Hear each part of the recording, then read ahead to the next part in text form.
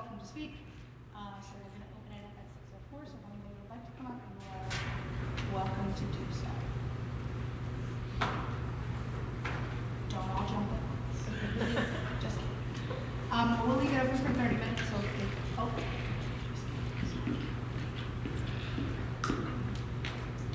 Hello, good evening. My name is Jessica Karen. I am a resident of Seabrook, and I live on 12 Lake Way. And I have a daughter who is in the 4th grade, currently in our school district. So I just want to thank everyone. I'm not a yeller, so I'm hearing you. Can you all hear me now? Yeah. All right, thank you all. So I'm here today as a parent of a 4th grader, but also as a taxpayer in town. And so I just want to say that after watching some of the recent school board meetings, I'm clear the administrators in the school district have really hard, difficult decisions to make. I'm also super concerned about some of the things I have heard school board members say so far in terms of our town and how we're communicating things in our community.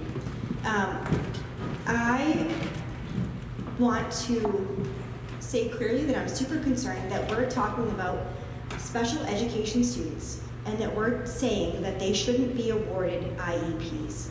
I'm concerned that there is social media comments based on board members right now saying that we should not provide IEPs to students with behavioral issues, that we should solely focus on IEPs for students with academic issues. As a person who has spent time in her career supporting school districts in improving academic success at a district level for this issue, I am deeply concerned for our community based on what is being talked about. The fact that we are talking about this as school board members, that we should not give IEPs for students with behavioral issues, gives me great concern about how these students may be discriminated against moving forward. I say this as a parent whose daughter will likely never require an IEP. I say this as a parent of a daughter who will likely never require support from a social worker. I say this because I care about every student and every kid in my kid's classroom. I say this as a parent who is here to be an ally for every parent on an IEP, for every parent whose student clears a classroom. I am here for you, I am your ally, and I will always support you in what is happening.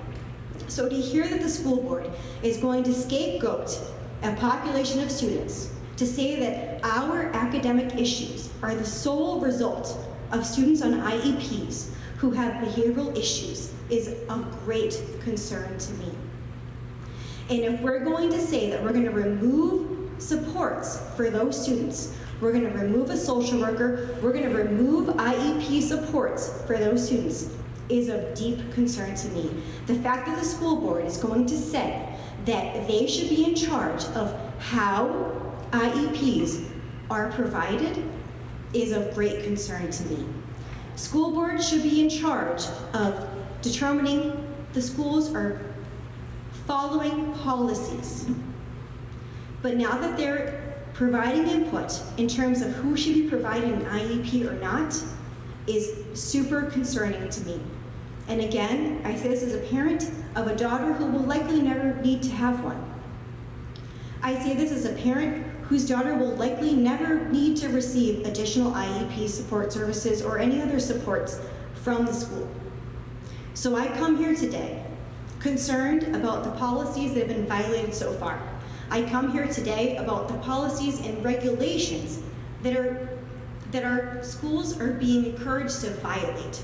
So when school board members come on social media and they say, I am a school board member, and this is what I'm saying, I have great concern about the level of authority that the school board thinks they should have on this.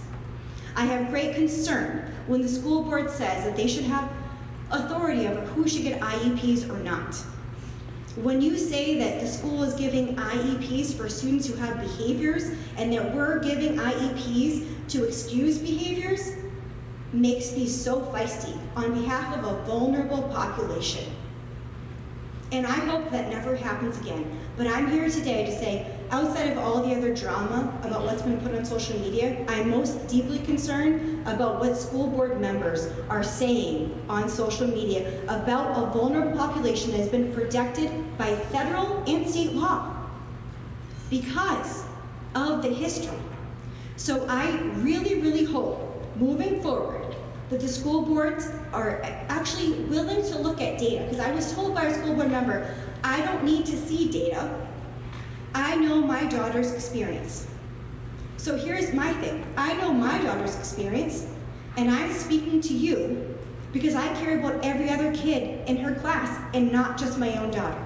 So if you keep coming at me and saying, kids shouldn't get IEPs, kids shouldn't get help, we're going to take away their resources, we're going to take away the school social worker, even though we're going to scapegoat this population of students, you're saying, the school board has said, our academic issues are the sole result of kids who misbehave in classrooms. If kids behaved in classrooms, we would be doing okay. So to say that now, we're going to take away the school social worker and or IEP supports for those students, I'm nothing but disgusted. And I say this as a parent of a child who performs ahead of grade level. She's above grade level for reading. Maybe not for math, but like that's also like she's her mom's kid. Fine. I accept that. But I hope on behalf of every parent of a child who's on an IEP, every parent whose kid has room clearing behavior, I hope that you can respect them also and not scapegoat them. And for every parent who's listening, who has a child on an IEP or a kid who struggles behaviorally, I am your ally, I am your support. Because I'm not okay with this. And I don't think that our town should scapegoat a population of our student community. I think that feels terrible. And I think that as a school board, we should look at all kids' data, not just our own children's. And so until the school board can communicate to me the attendance, free and reduced lunch, and also things like homelessness and behavior, I'm not okay with whatever you're saying. It feels terrible to scapegoat a population of students. So that's what I'm here to say. I'm here to support every parent in town, not just the ones who agree with me, because I think that's what's important. So I leave here today with that being said, because again, my daughter is likely never going to need an IEP, likely never going to use the social worker as a support, but I'm here supporting the schools in terms of their job, which I think they're doing a really great job of, which is supporting every single student in their building and not just choosing one potential population over the other. And I hope the school board, because I don't know who represents me now at this point in the school board, I hope that they all can hear me on this, because that's my job as a parent, because I want every kid in my kid's class to do well, not just my own. Thank you.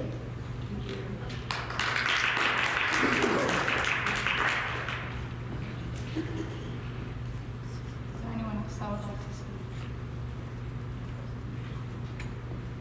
I can't hear you. Is there anyone else that would like to speak during public comment before we close?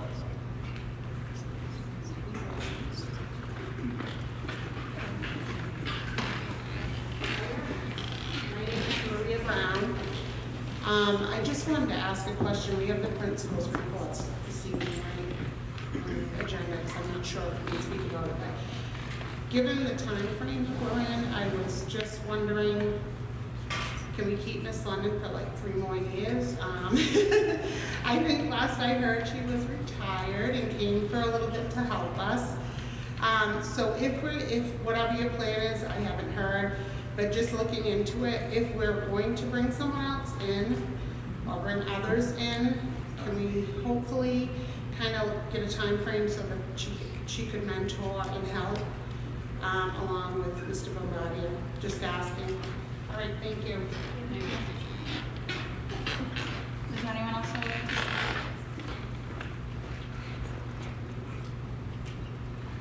So we will keep the public comment open. Can't be heard. Sorry. We'll keep the public comment open for 30 minutes. So if anyone decides they would like to speak, you just have to let us know, and then we can do that. But we're gonna move on and try to wrap this part up. So if we could get an approval of the minutes for the January 9th meeting.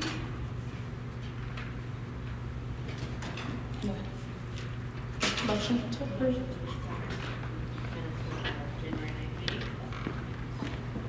All in favor? Michelle and Kelly. All in favor? Aye. Unanimous. We have a list of all the reports that we would normally go over and into detail with, but we have them listed on our agenda, so if anybody's interested in looking at them, you can do that. But for the interest of time, we're going to move on to the next part, which would be the reopening plan update. So as board members may remember, we're required to have a reopening plan as a recipient of federal ESSER funds. We have to update that every 6 months. We are notified by the Department of Education that that needs to be through September. I still can't hear you. Well, we were notified that we have to keep that reopening plan updated through at least the end of September of 2024. So it is the 6-month window when we need to re-up that. There are no recommended changes to the existing plan.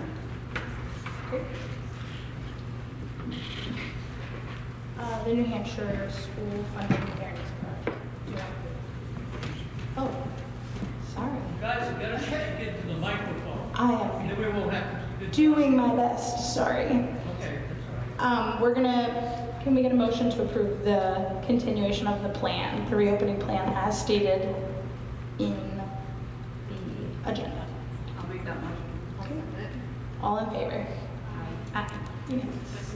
Jen? Oh, just kidding. Michelle? You guys want to state your name whenever you do that, makes it easier to hear it here. It's like you can't hear who's doing what. Gotcha. Okay, we're gonna move on to the New Hampshire School Funding Fairness Project. So I know we've spoken about this at prior meetings. We spoke about it at the joint board meeting, but on Tuesday, February 13th at 6 p.m. at Hampton Academy, SAU 21 and SAU 90 are jointly sponsoring a presentation from the New Hampshire School Funding Fairness Project. For those of you who aren't familiar with how school funding works in the state of New Hampshire, the presentation will be informative. It is public. We'll talk about the adequacy funding formula for education and the recent school funding lawsuits in New Hampshire that the state lost. So stay tuned. So that is open to the public, so if anybody would like to attend February 13th at 6 p.m. at Hampton Academy. So you can find out more information about that. The next thing is the proposed 2024-2025 school calendar. So this was discussed at the joint board meeting just last week. I'm not sure if there are any questions, but we are prepared to move forward with that if the board is in agreement. Does anybody have any questions for the calendar? Okay, so can we get a motion to approve that? I'll make a motion to approve the 24-25 school year calendar. Still can't hear you. I'll second. I'll make a motion to approve the 24-25 school year calendar. I'll second. All in favor? Aye. And Michelle making the motion, Jennifer seconding it, For all in favor? all in favor, motion passed, unanimous.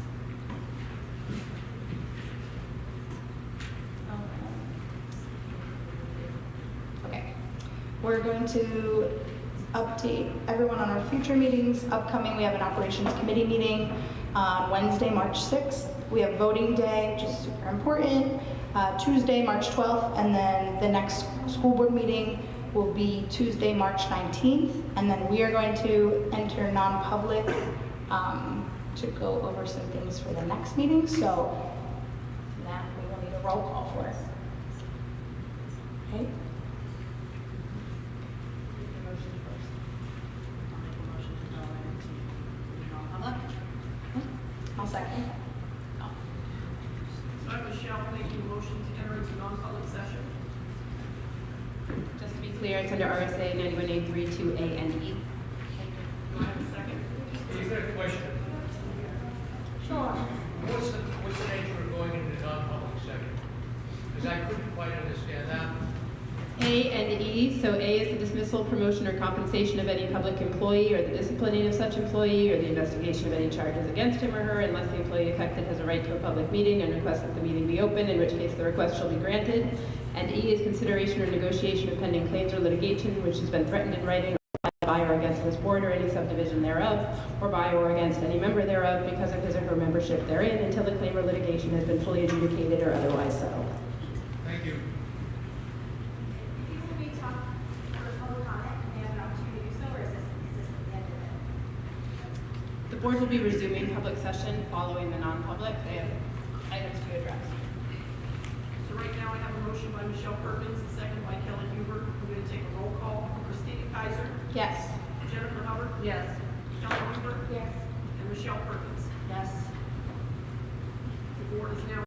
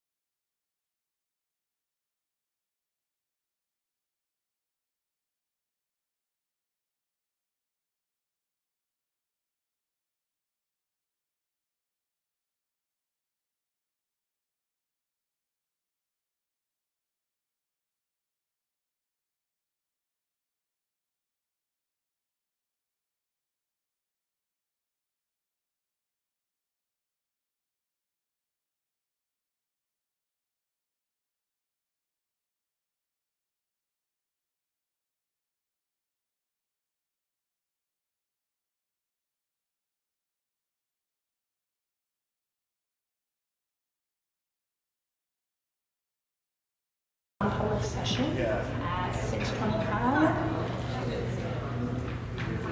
Or I can just make the motion to end non-public at 6:25. I'll second. Jen, will second. All in favor? Aye. And then we need a motion to approve the extended leave. Guys, speaking of life, they don't mind. A motion to approve the extended leave. Good job. Thank you.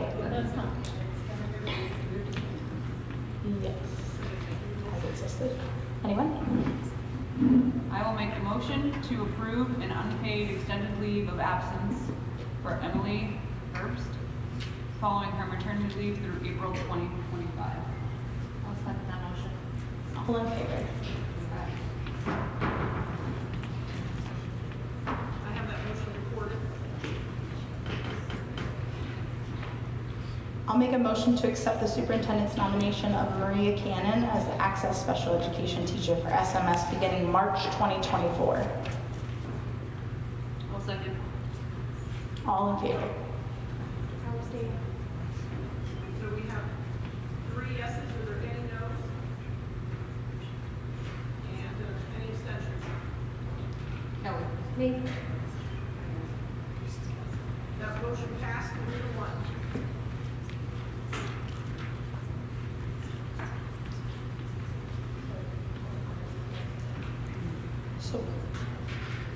So public comment is still open if anyone would like to speak. I'm here again, Kathy Rita Aham. I'm just gonna keep reiterating my concerns about the proficiency levels. I'm gonna say it every time, I'm gonna be here every time to say it. The proficiency levels out of the schools are a huge concern. I mean, I don't see anybody addressing it. Okay, we have the study coming, okay, great. What's gonna happen with that study? It's still years away. It's still years away from us even knowing anything. You have to do something about the proficiency levels. You guys know I took my daughter out of school. She's in 7th grade, and I can tell you right now, she's not doing 7th grade level. She's not doing 6th grade level. I don't even want to tell you where she's at. It's embarrassing. It's embarrassing. It's embarrassing on the school, not on my child. My child does not have a learning disability. She doesn't have any issues with, disabilities. She is behind grade level because of the school, period. I can't say it enough. She's not the only one. You guys have to see it. All of these kids, they are not at grade level. They're gonna go to high school. You guys know what's gonna happen to them at high school. You know what's gonna happen to them. We've talked about it. You see it. You see it in the numbers. What are we going to do about it? That's what I want to know. What are we going to do about it? The kids are failing. We're failing them. You guys are failing them. This is a great community. We have awesome kids. I don't care if we're not Hampton Falls and we're not all millionaires. We're not, okay? We're not, we're never going to be. We're not Hampton Falls, okay? We have great people, and we have great kids, and we have great parents. So there's no reason why our kids are being left behind. It makes my blood boil. I'm not even in this school anymore, and I still have an interest because I love all the kids in this school. I love all of your kids.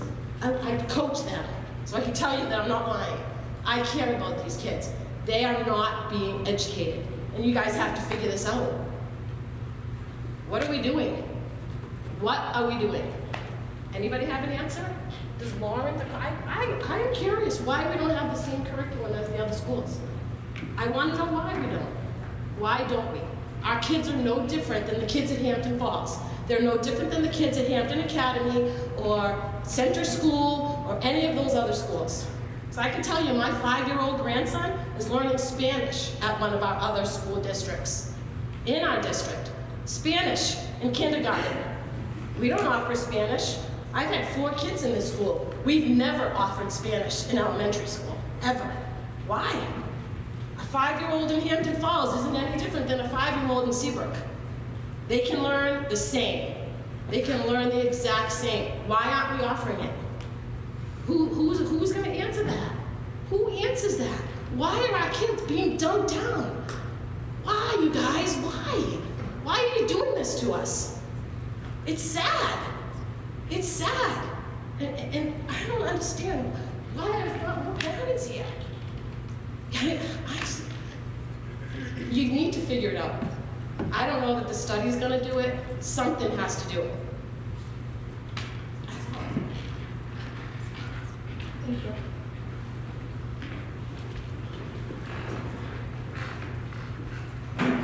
So this question, I think, made a plea. And why is this so? Oh, I'm sorry, yes, I'm guilty of it too. I'm sorry about that. And nobody has given her an answer, not said anything, made any explanation. She shouldn't just walk back there and sit without the school board saying something. I'll say the same thing that I've been saying all year. And I want to address the issue about the Facebook. Don't shake your head. Because I'm going to be honest. Nobody ever told you that we were not giving out IEPs. That is a lie. We never said that we wanted to be responsible over who's giving out IEPs. That is, I want you in line where you say that. All right. No, because All right, I defend nope, myself. nope, That is there's not, wrong. nope. No board member would ever say that we're trying to set up. No, we did not. Board We did not. policy We were for told by everyone is that staff the board does that not people respond to being public given out. comment, and that public comment is made in relation to things on the We're not agenda. allowed to talk, Eric, sorry. You can't answer the question. It's not about not being allowed to talk. Board policy states, and board policy has been in place for much longer than I've been on this board, that when public comment is made, we're not We're not allowed to talk. responding to it. It's your chance to share what you think, what you want to share about whatever is on the agenda. So I'm going to let you, sir, speak if you would like to speak. Sure. My name is Richard Knight. I have had 3 kids come through the school system here. And I'm kind of in agreement with some of the other parents here about there's a lot of things said on Facebook and stuff. So I noticed that there's an article to withdraw from the SAU 21. And my question is has there been any type of conversation or discussion about hiring a independent educational consultant to come in and analyze the school to see things like the level of education of our teachers, classroom sizes, the tools of what our educators are using, curriculum and stuff like that, to kind of analyze exactly what's going on here, because it feels like everybody agrees that something needs to be done, but I'm not sure that leaving SAU 21 with whatever support they're offering is the right route, unless a educational study was done which said, hey, I would recommend leaving.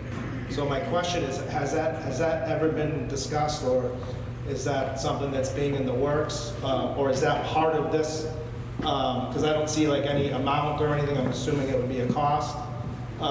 It feels to me that would be the first step, is to kind of see what's going on with the school, and then if leaving the SAU 21 is beneficial, then maybe that would be like step 2. But I just haven't heard anything.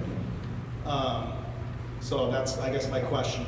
I didn't know if this was an open discussion, or do I get my answer in the mail, or do I come back on another day, or how does this work? So, not to reiterate for any other reason, just then to say, board policy states that we don't respond back to you. But what I would encourage you is to reach out to either the principal or the superintendent with your question directly, and I think that they could give you a much better answer than, it's not open discussion, but it is open comment. So we do listen to what you say, but we do also encourage you to reach out to the administration directly to answer that question. Okay. So, if All that's right. Thank you. Thank you. Can I make a point of order? I don't know if I need the microphone or not. Just a point of order, just want to, again, bring it around.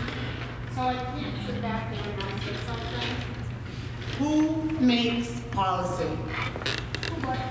The school board. Whose policies are they? Ours for the school board to set. You, Michelle, and Jen can make a motion, just I think Mr. Knott did it at the last meeting, that you are allowed to answer back to the public, because you know what? I don't want to hear from just the principal and superintendent. I'm here to hear from my elected officials, the school board. So I'm asking you to do that, so that you can share dialogue with us, the people, because that's what you should be doing. Make a motion that we change the policy that pertains to public comment, that board members are able to respond to taxpayers that pay the taxes for this school and answer any questions or concerns that they have in a public meeting. I'll second.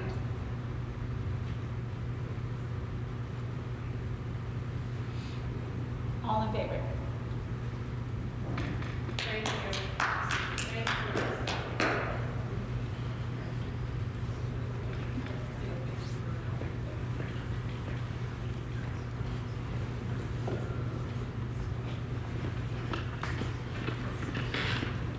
I just want to add in a comment regarding the concerns for students and their lack of, Larlikowski. There is another side. Last week, the UNH Dean's List came out, and there were 11 Seabrook students on the Dean's List. 4 of them made high honors. There was either 4 or 5 in high honors, and 4 or 5, must have been 5 and 5, in highest honors, straight A's. That's one school, University of New Hampshire. I know lots of other parents with kids that are in college right now that also made Dean's List that came from Seabrook, so it does happen. Thank you.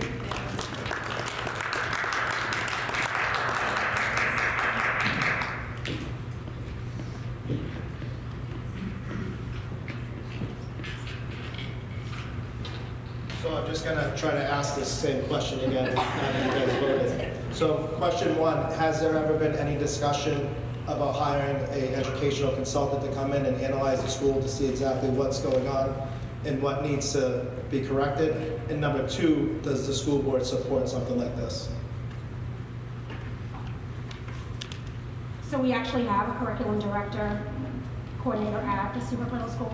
That's her job.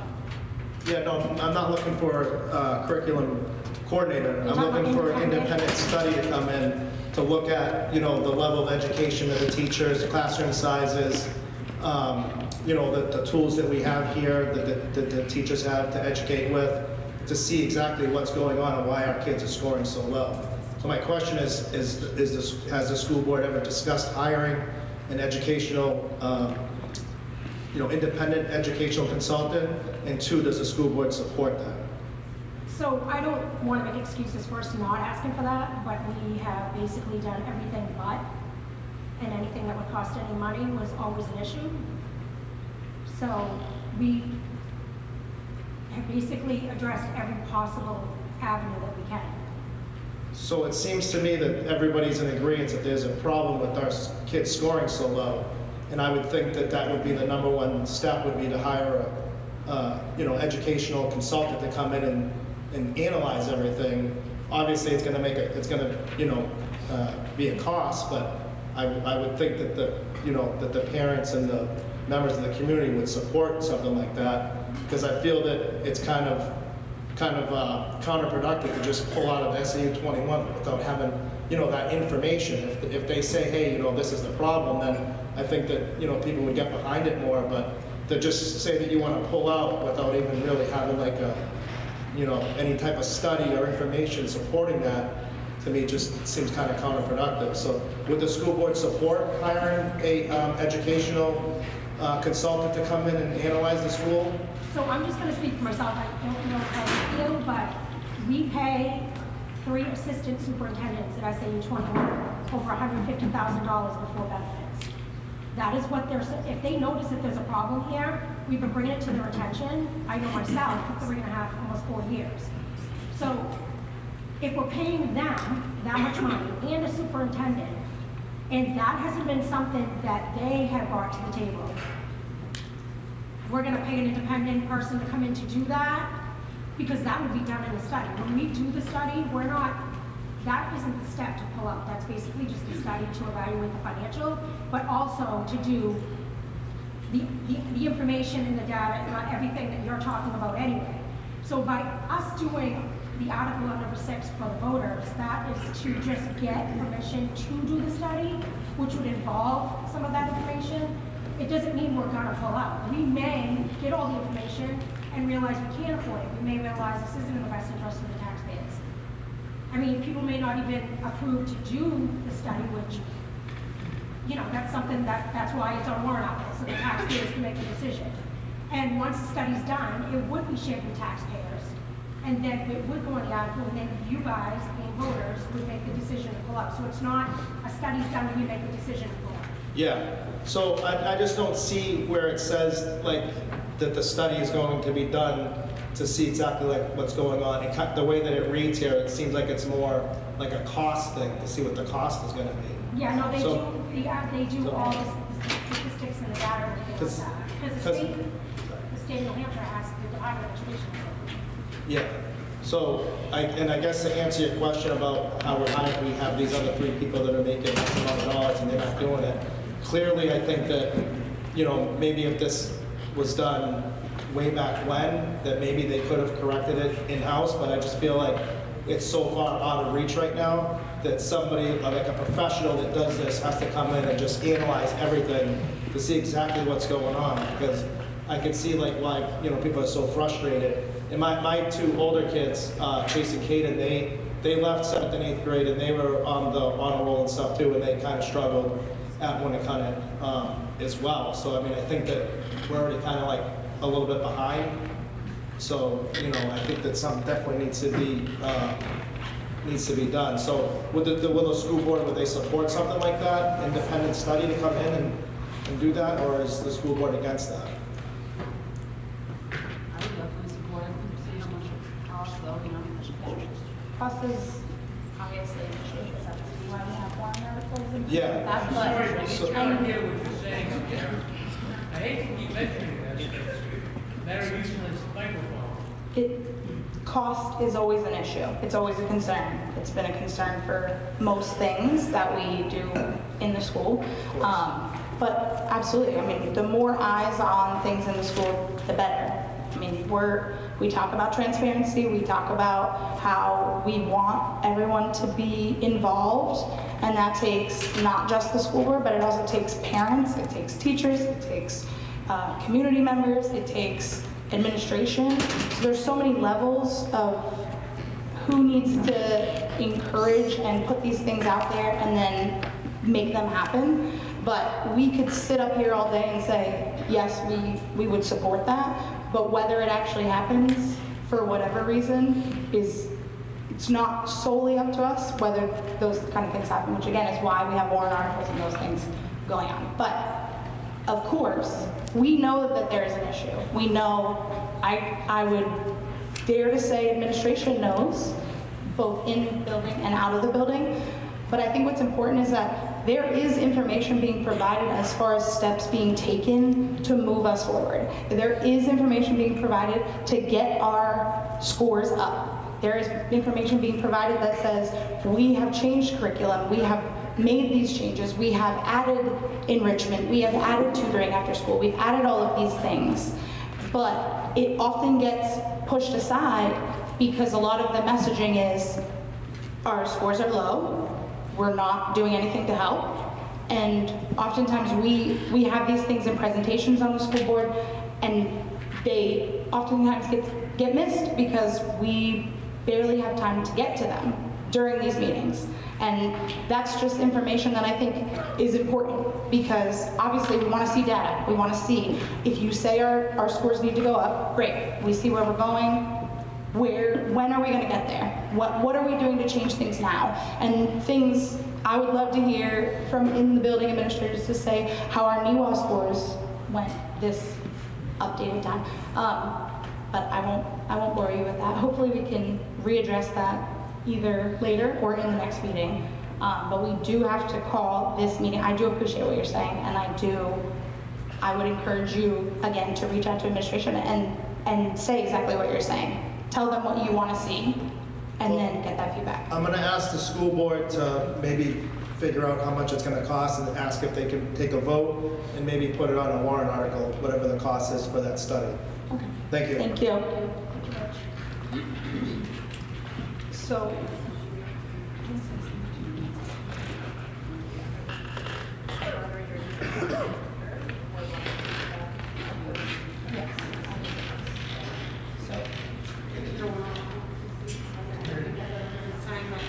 Being a school board member at the Winnicott High School, we didn't do a warrant article. We actually consulted out the New England Association of Schools. They came and they did exactly what we were speaking about, and it was great. It really gave us a lot of feedback. We were a school of needed improvements at the high school. We were doing really bad. Our kids were struggling. We didn't do a warrant article, we did it as a board, and I know we can find the money. We need to do it now and not wait any longer, so please consider that. Thank you. Okay, we're gonna recess the meeting at 6:45. Okay.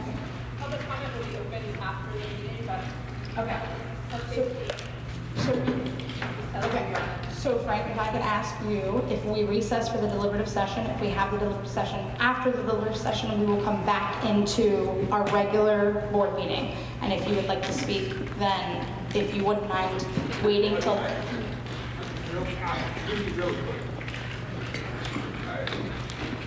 So, we made a big step. Can you identify yourself? for the- Yeah, my name is Frank Sauer, I have 2 students here. So, we made a big step. The school board holding itself accountable. They speak to us now. That's awesome. Now we gotta hold the kids, hold the students accountable. When they should go up in school, there needs to be consequences. They shouldn't be bringing their cell phones to school. I feel weird just wearing my hat, to be honest with you. There were rules. Back when I went to school here, there were rules and they were enforced. These kids, they screw up, they get sent out of class, they have to go home, then their parents are gonna have to deal with it. All the other students who aren't coming here to start fist fights and be distracted, you know, they're gonna get an education. They deserve that. That's all I'd say. Thank you. Okay, we're gonna recess the meeting at 6:48 to attend the deliberative session. We'll reconvene the school board meeting after the deliberative session. So if anyone else would like to share, that would be the time to do so. What? We are going to make a motion to recess the meeting at 6:48. I will make that motion. I'll second that. All in favor?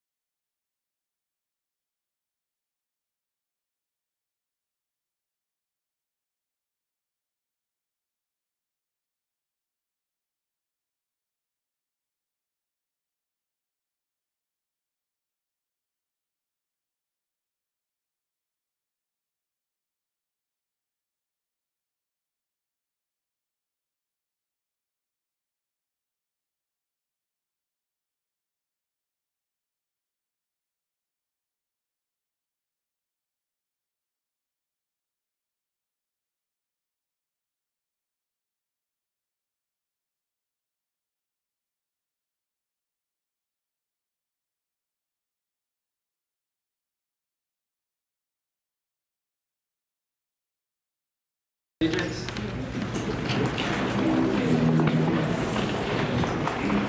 I pledge allegiance to the flag of the United States of America and to the republic for which it stands, one nation under God, indivisible, with liberty and justice for all. Can everybody hear me all right? I just want to make sure. Yeah? All right. So just so everyone's aware, there's 2 exits in the back and there's 2 exits here on the side in case they're needed tonight. Tonight's meeting will be run under Rio's rules for the same as years past.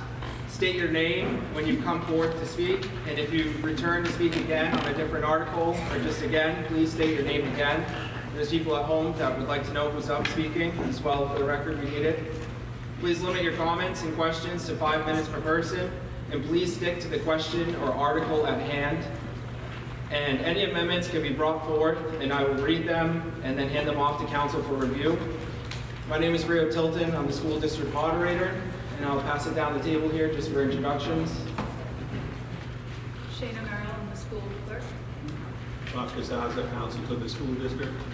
Matt Ferrer, Associate Superintendent for Finance and Operations. Eric Nita, Superintendent of Schools. Christina Kaiser, School Board Member. Jennifer Hubbard, School Board Member. Alex Newberg, school board member. Michelle Perkins, School Board Member. Brian Belanger, elementary school principal. Holly Lennon, middle school principal. Alrighty, without further ado, to the inhabitants of the school district of the town of Seabrook, New Hampshire, and the county of Rockingham and the state of New Hampshire, qualified to vote in Seabrook School District affairs, are hereby notified and warned that the 2 sessions of the annual school district meeting will be held as follows. The first session, the annual meeting, is Monday, February 5th, 2024, at 7 p.m. at the Seabrook Middle School Gymnasium to explain, discuss, debate, and possibly amend the following warrant articles.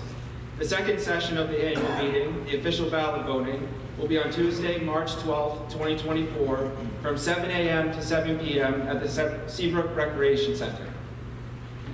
Article 1, the operating budget. Shall the school district raise and appropriate as an operating budget, not including appropriations by special warrant articles and other appropriations voted separately, the amount set forth on the budget posted with the warrant or as amended by vote of the first session for the purposes set forth therein, totaling $17,980,496. Should this article be defeated, the default budget shall be $17,661,145, which is the same as last year, with certain adjustments required by previous action of the school district or by law, where the governing body may hold one special meeting in accordance with RSA 4013, Roman numeral 10 and 16, to take up the issue of a revised operating budget only. Majority vote required. There's a note that the special warrant article, warrant article number 1, the operating budget, does not include appropriations and any other warrant articles. Should this article be approved, it is estimated it will constitute a $5.1727 per thousand of the tax rate. The school board and the budget committee recommend this article. Are there any questions or comments? Thank you. So when we're putting together a budget, we utilize a zero-based approach where we take a look at each individual department on a case-by-case basis and essentially start from zero. So we're not taking a percentage basis, but we, Principal Belanger and Principal Lennon work with their teams to determine what are we looking to accomplish in the next year. What initiatives are we looking to put forth? What curriculum do we need the budget for? What resources do we need in order to achieve that goal? And then we budget accordingly. This is done through a number of long-term planning strategies. That includes our competency-based education plan, our long-term maintenance and facilities plan, a CIP, as well as a staffing analysis in each department. So that includes not only our general education, but our special education department, our our facilities team, food service, technology teams, and we do that account by account. So a kudos to Principal Belanger and Principal Lennon for their hard work in determining their needs in order to provide a budget that will bring forth to the community that hopes to achieve our mission here at Seabrook. And that's to provide an education that really promotes a passion for learning. We're always looking at providing a safe atmosphere, which is conducive to educating and nurturing and empowering all of our students, with the end result to become responsible, productive, tolerant members in our society. So when we're doing that, we take a look at our accounts and how we allocate resources, and we align that with our academic programs in order to support all of our students. During this budget process, we outlined 4 primary objectives that we have that are embedded in this budget that is aligned with funding. That includes providing multi-tiered systems of support, so that's MTSS, for our students. And that enables us to provide for students that are struggling and may need intervention, but also provide additional supports for advanced students that may need additional work. We've been putting forth a significant amount of effort into that planning process. This year, as you'll see, some additional tutoring both during the school year and after the school day. Additionally, we're looking at long-term development of a high-quality curriculum, as well as effective instructional and assessment practices at all of our grade levels. And a lot of that work is done in our teacher teams. Dr. Hobbs, our assistant superintendent for curriculum instruction, works with their leadership, with the individual leadership teams across our multiple school districts to provide standards and competencies that align across our 4 K-8 schools to best prepare our students to enter into Winnicott. Additionally, we're supporting the enhancement of school culture and climate through increased communication efforts and strategies. We do recognize that our identity individually as a school district is different by school and by community. So we take great care to nurture that and ensure that we have our own identity here at Seabrook that may look different than Hampton Falls, Northampton, or Southampton. And then finally, when we're budgeting, we're always taking care to ensure that we're doing so in a fiscally responsible manner to our community and taxpayers here in Seabrook.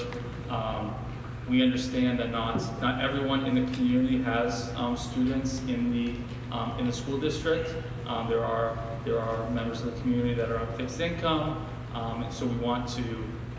We always need to be transparent and open with how we utilize our funds, because we believe a great education can be the benefit of the entire community, but we need to show the community how that's being done. So when we're budgeting, we always need to take care to look at enrollment. We contract this out, an enrollment projection study through NESDEC, and they do independent analysis of our demographics, our birth rates, to determine what our short-term and long-term enrollment is looking at. So as you can see, we have seen a bit of an enrollment decline. We are currently at 645 students, pre-K through 8, and we are anticipating a reduction to 631 students next year. So that brings us to the proposed operating budget, which Rio had mentioned earlier, is $17,980,496. That reflects a 3.42% increase from fiscal year 24. I'll also note, when we're looking at our budget, it's important to look at the differential between the proposed operating budget and the default budget. We have a relatively lean differential of approximately $300,000 between the operating budget and the default budget, and that really indicates how the care that the administration and the school board and budget committee took when developing this budget to ensure that we are bringing forth a responsible budget, but also meets the needs of our students here at Seabrook. So, when looking at a budget, there's always going to be drivers that may disproportionately affect the budget, either higher or lower. This year was challenging when we were looking at our budget for FY25. We've all seen cost escalation in our daily lives, and the inflation that when we go to the grocery store, when we our insurance, our home insurance and car insurance renewals, our heating fuels, costs have gone up, and they're staying persistently high. And the school is not immune to that cost inflation. We're seeing increases across the board for all of our materials and supplies. We've been particularly hit hard when we're looking at our facilities department, food service. The cost of food has really increased. But overall, we're seeing increases, particularly when it relates to labor, right? The cost to contract out labor, to hire people to work has only increased.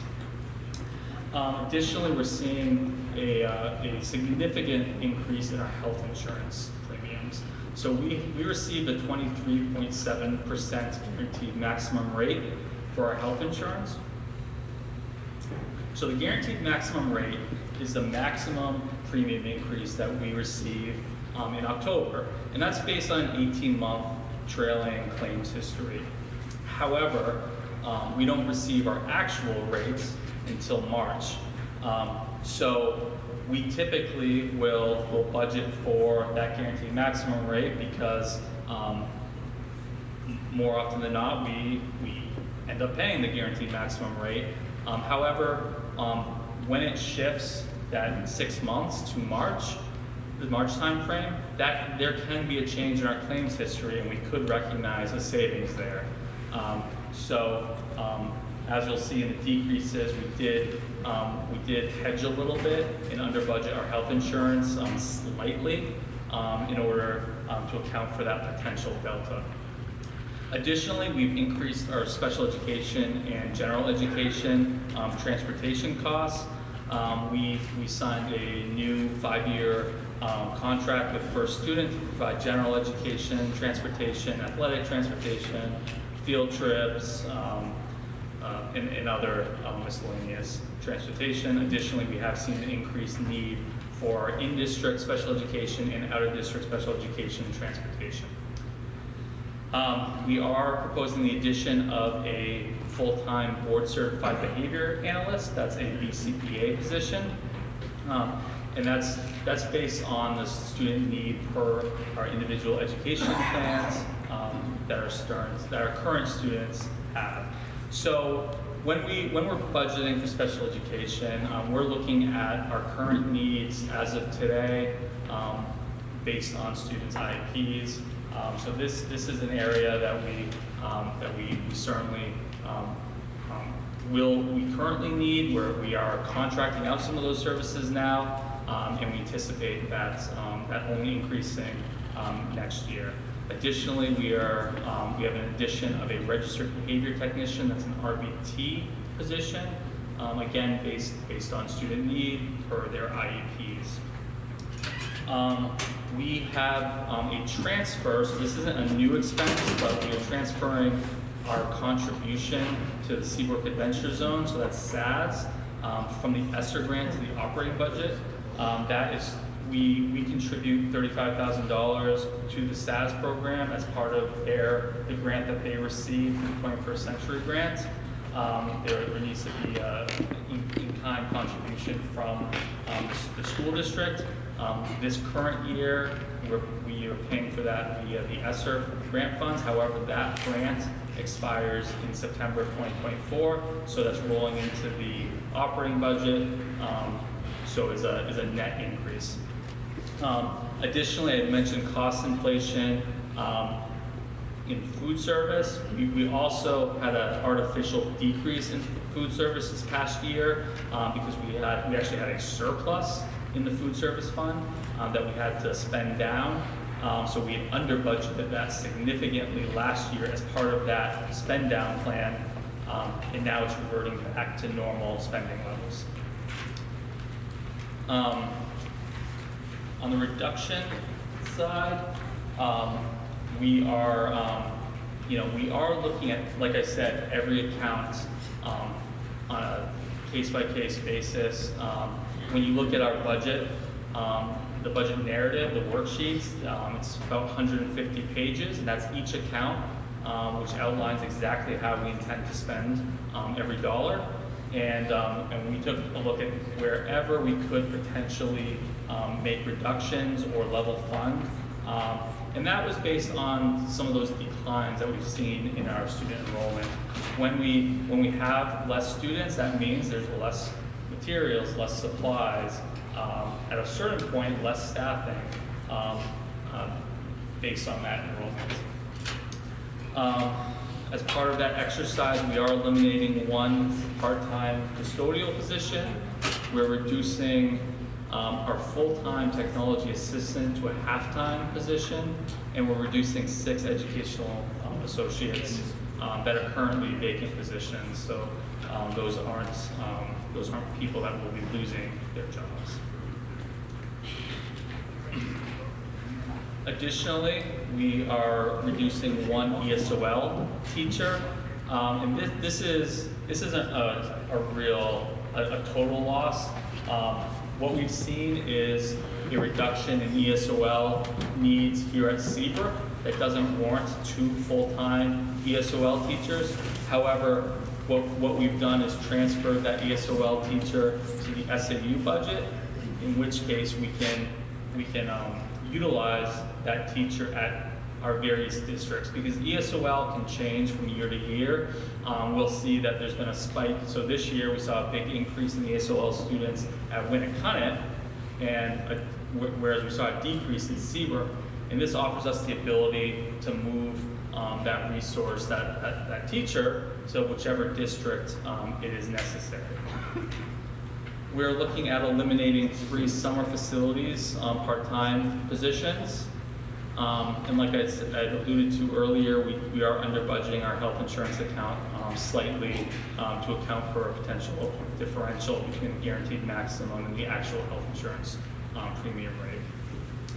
And then one last savings that we are recognizing is a decrease in our out-of-district placement tuition for next year.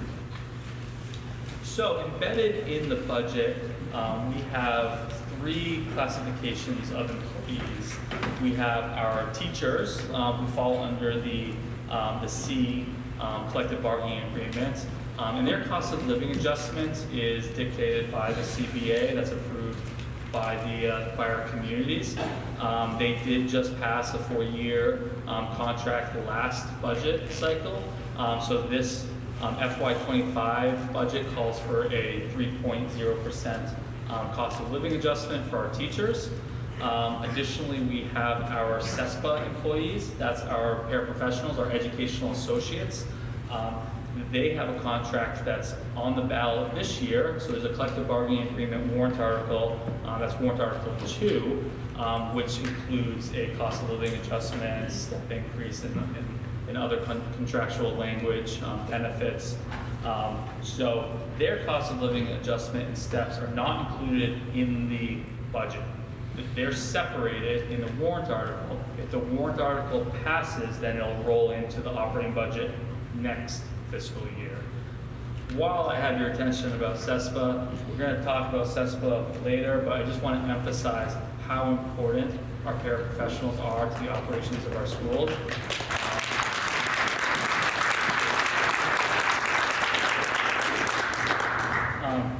they're in our classrooms every day, working with our students, assisting our staff, our teachers, and they are essential to our success here at Seabrook.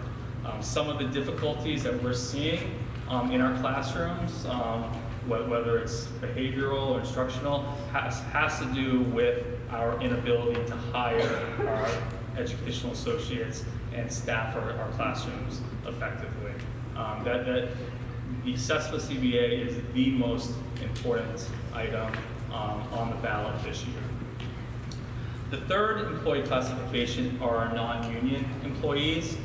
So this would be our administrators, our administrative assistants, our technology team, our food service team, our facilities team.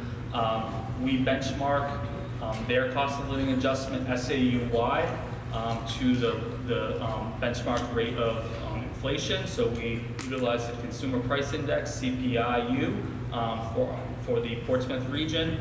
And that's always from the prior year, so we're always looking 12 years in arrears.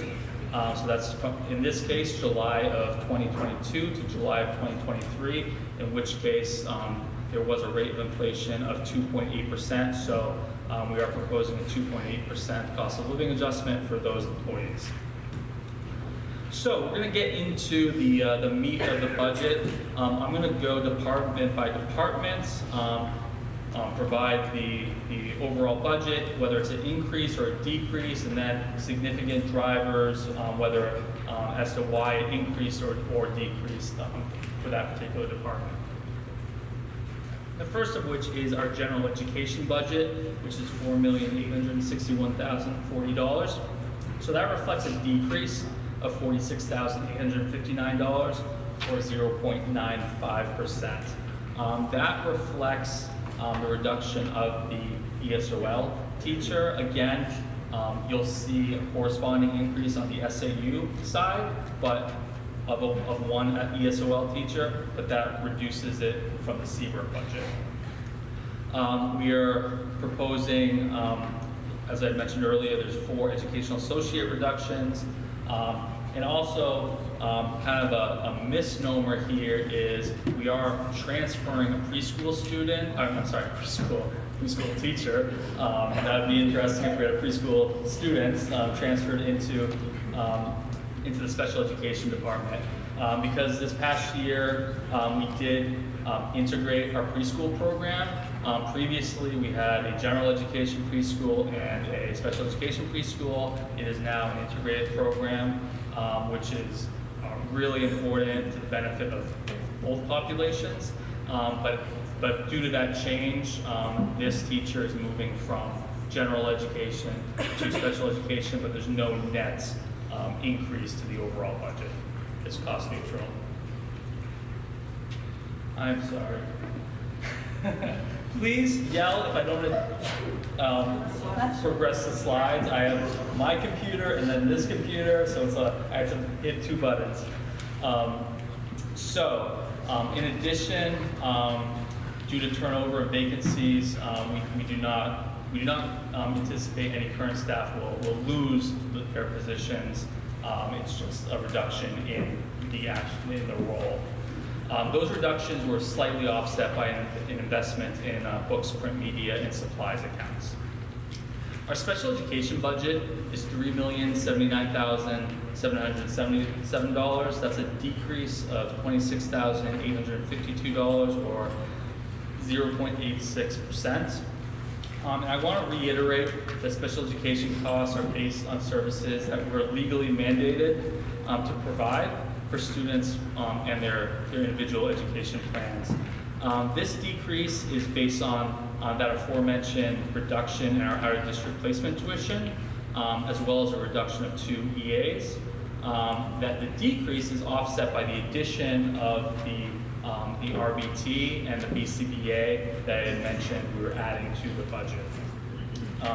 Additionally, we're seeing the transfer of that preschool teacher from general education to special education. Our student activities budget is $74,834. That's $16,450 increased over a prior year, or 28.18%. So this really reflects a great story in that we're seeing higher participation rates in our extracurricular athletic teams, as well as our non-athletic groups. We just added a chess club, we added a Seabrook TV team, one other group that's eluding me right now. But because we're seeing increased participation in some of those additional groups, that does increase the cost for stipends, as well as equipment and supplies. Additionally, we are increasing our admissions account to reflect an investment in our field trips. So we've really historically relied on fundraising and the PTO to support our field trips. This is something that we would like to transition away from. We would like to see the school bear the burden of those costs, particularly when we have families that may not send their students to overnight or expensive field trips due to the cost or if there's not adequate fundraising. Our summer school budget is $1. That's a decrease of just under $2,500. So this program is currently planned to be funded via Title I funds. However, I will note that this account will likely increase in future years because we cannot always account for those Title I funds. And every year we look at our grant funding to determine how best to utilize it. So from year to year, we may determine, hey, we could better use those Title I funds for additional tutoring support or summer program, or whatever it may be. Our guidance budget is $171,870. That's an increase of $4,873, or 2.92%. And this slight increase just reflects the staff cost of living adjustment, as well as an increase in counselor days. Our health services budget is $149,124. That's a decrease of $13,934, or 8.55%. That reflects a staffing change with new personnel hired at a lower rate of pay. So when someone retires or leaves the school district, when we hire a new person, they may come in at a higher rate of pay or a lower rate of pay. In this case, the new hire came in at a lower rate of pay. Usually it works the other way around, unfortunately. Our speech services budget is $273,133. That's an increase of $15,130, or 5.86%.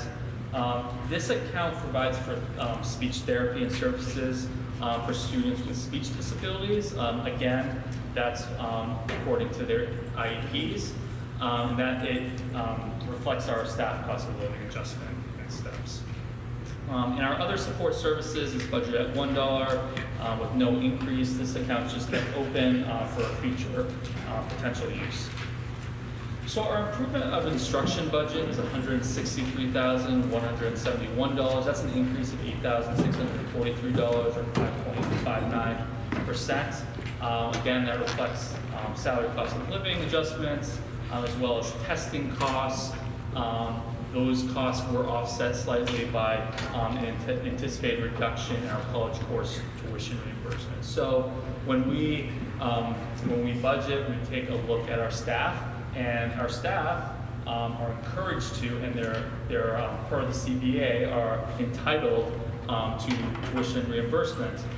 So we determine what team members may be pursuing a higher education degree, whether it's a master's, a CAD, a doctorate, or taking one-off professional development, and we budget accordingly. In this case, we are anticipating a slight reduction. Our educational media budget is $211,440. That's an increase of $6,115, or 2.98%. So this account provides for investment in salary, supplies, and books to maintain and operate our school libraries. The increase reflects the cost of living adjustment as well as a slight increase in our supplies.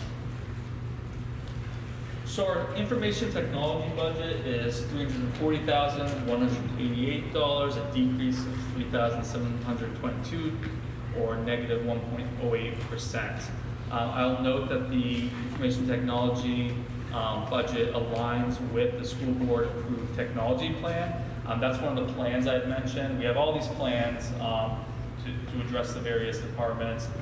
This technology plan has replacement cycles for our one-to-one device program, our staff devices, laptops, interactive displays. We've implemented screens in classrooms, and other technology related, whether it's software, curriculum, software licenses, our infrastructure, wireless, our wireless upgrade, for example.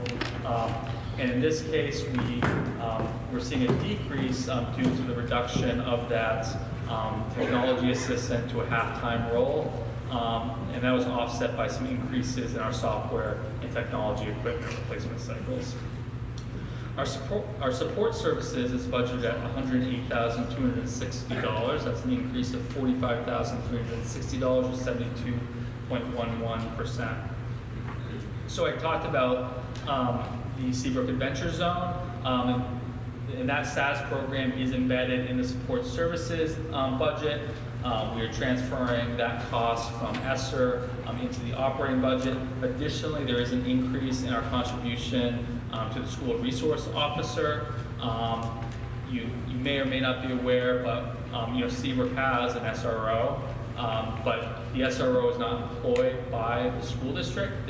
He is employed by Seabrook Police Departments, and we have a memorandum of agreement or understanding with Seabrook PD, and then we have a cost share where we pay Seabrook Police Department for our SRO services for the school year, and then obviously the police department determines how they utilize that resource during the summer and vacation weeks.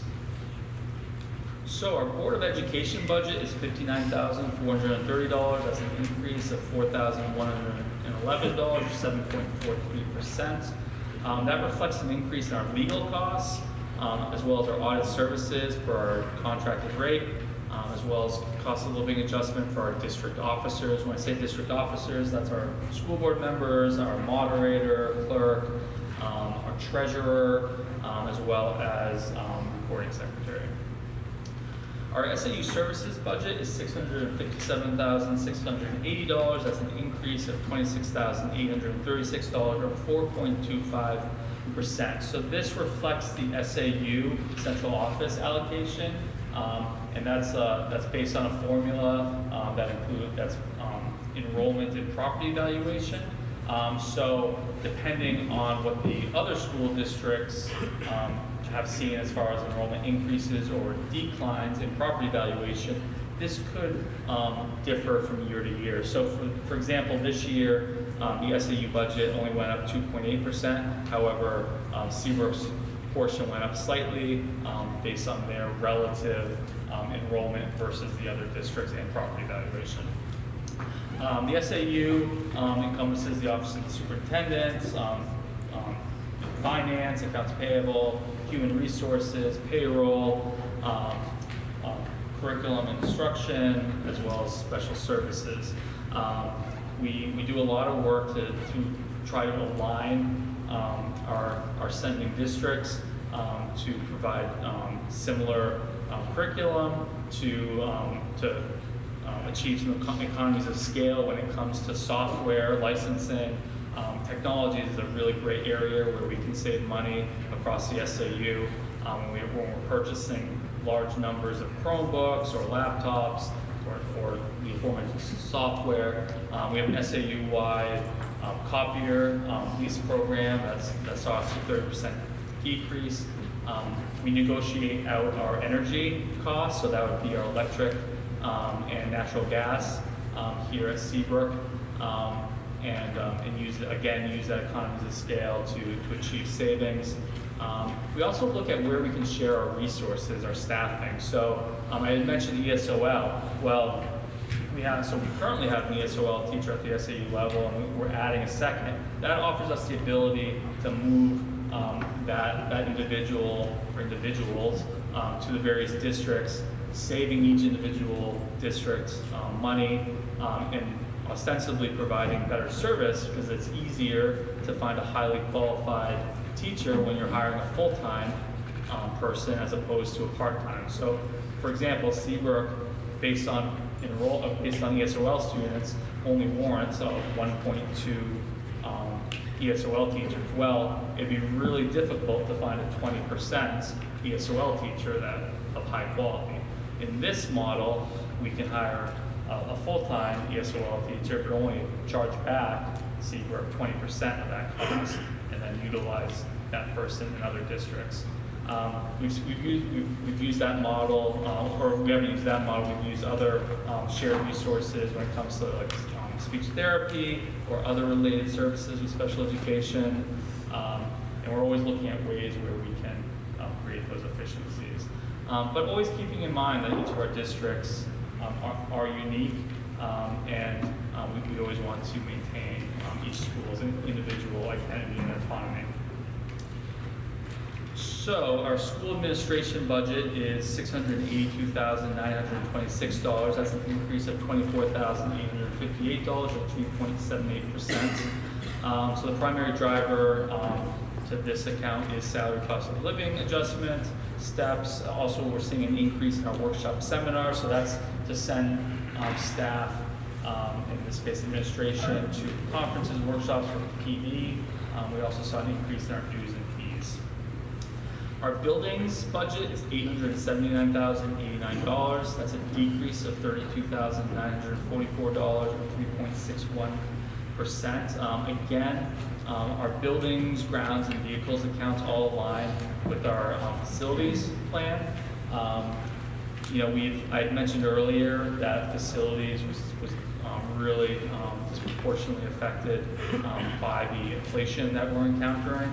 However, this decrease reflects a hard look at all of our operations, the reduction of a part-time custodial position, 3 summer worker positions, in addition to some pretty significant deep cuts to facilities accounts, again, based on lower enrollments and budgetary constraints. We saw some increases elsewhere, so we need to make reductions somewhere, and this was one of those areas. So we reduced supplies, consultants, heating fuels, as well as equipment. Our grounds budget is $55,314. That's a decrease of $2,226, or 3.87%. That reflects reductions in supplies, ground maintenance, which were offset by a slight increase in our snow removal, despite the lack of snow. Next year could be the year. Vehicles, famous last words. We're in February, right? Vehicles are budgeted at $3,200, which reflects no increase. Our transportation budget is $1,179,592. That's an increase of $269,003, or 29.54%. Again, that reflects some significant increases in our special education transportation costs, as well as our new 5-year contract with First Students to supply our general education, field trip, and other transportation costs. Our employee benefits budget is $4,464,545. That's an increase of $235,260. That's 5.56%. And this is primarily due to that guaranteed maximum rate. We also saw some inflation cost increases, and any employee salary increase also reflects higher FICA, so costs that are in the benefits section. Those were slightly offset by under budgeting our health insurance Our debt service budget is $144,945. That's an increase of $3,583, or 2.53%. And this account provides for the principal and interest payments on the bond issue for the building project. The good news about this account is the last payment is scheduled for August of 2024. So that means that the next time we're in this room, looking at the FY, 26 budget, this account will be zeroed out, and the budget will be reduced by approximately $145,000. Our interfund transfer budget is $2,000. That's an increase of $1,999, or 199%. This increase is due to covering any negative balances in our food service account. If anyone's doing the math, it's not really 199%. I know Rob is like looking at me, but it's representative. It's like a 1,000. I mean, it's a huge increase, but it's a $2,000. It's going from 0 or 1 to 2,000. The interfund transfer reflects the transfer from the general fund into the food service fund. The general fund is what we allocate for all school operations. How do we cover school costs? The food service fund is separate from that. It's supposed to be self-sustaining via USDA reimbursement through the National Schools Lunch Program, as well as students and staff paying for lunch. In an ideal world, that would be zeroed out. There would be no profit and no loss.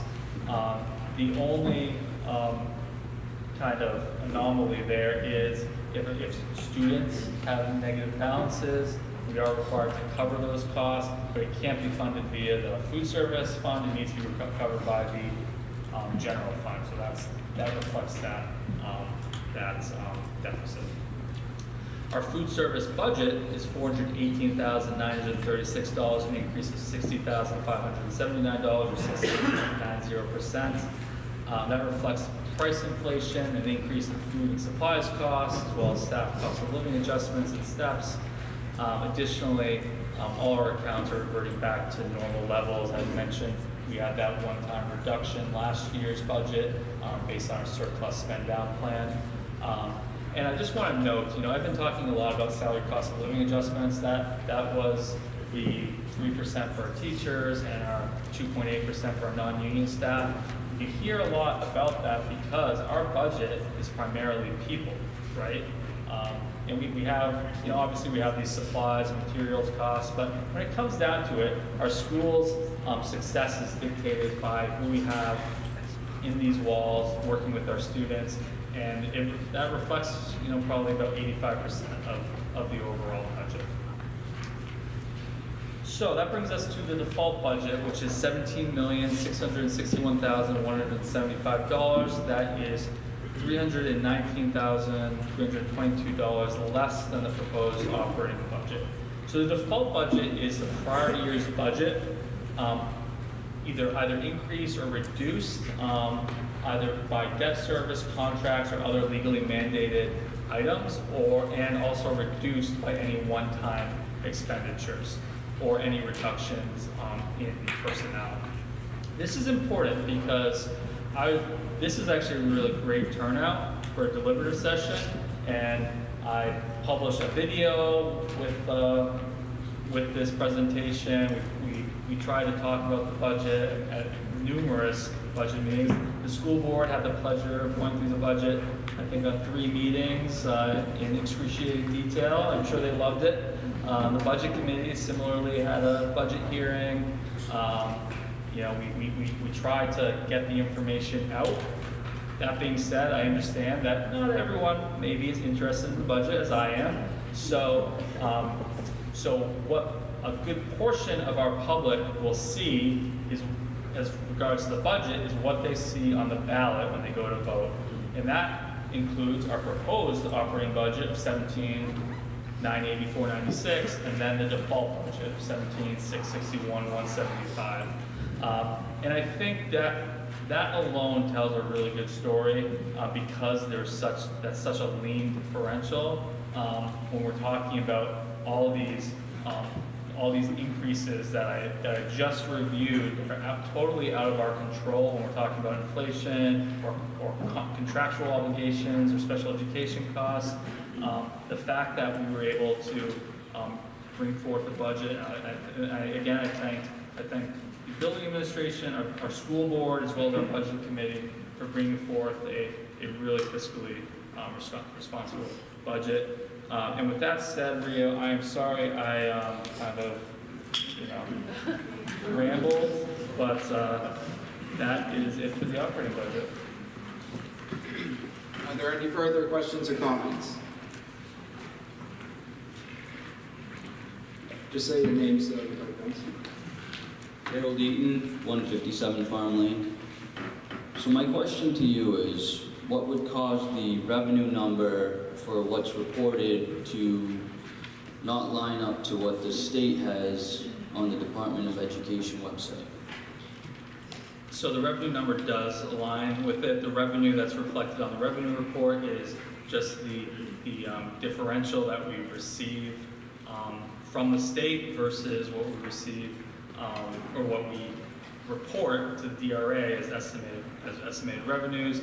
The combination does net out so that it does match.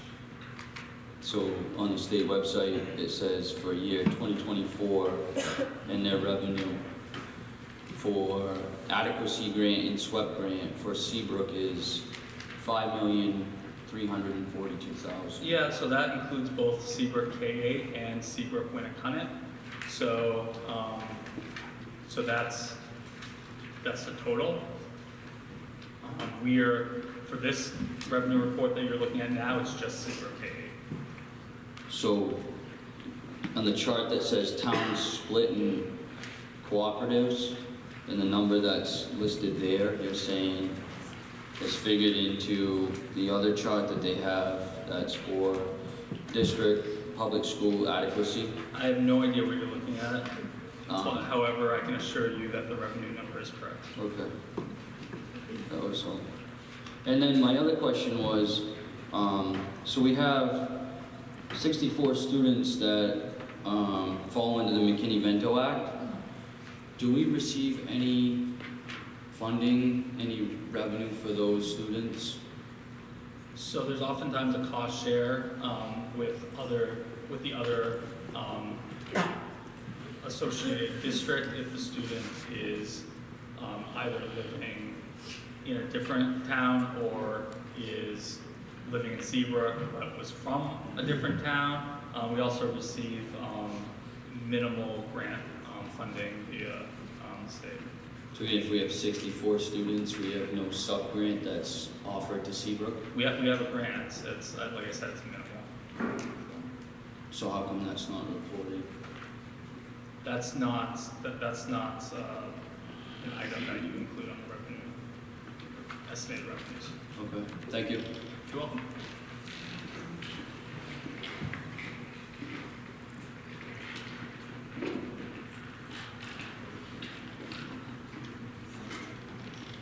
Paul Wood. On your chart number 11, we have general education and special education. General education is $4,861,040, and special education is $3,079,777. Could anyone give me the figures of how many students we have in general education and how many students we have in special education? We have approximately 20% of students identified at Seabrook. I'll note that general education is provided in the full $17 million budget as well as special education.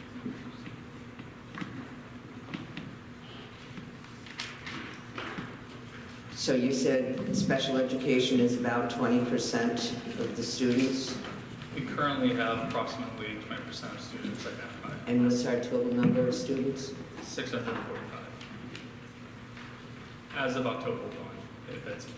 I'm sure it's slightly different today. So you're talking,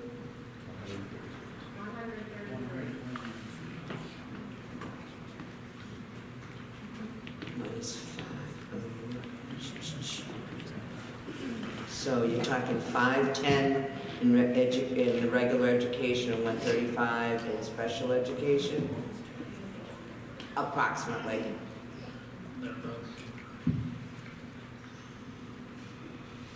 So we're spending a little over 4,510,000 students and over 3 million for 135 students. Like I said, the entire budget is $17,980,496, of which $3 million is budgeted in the special education department.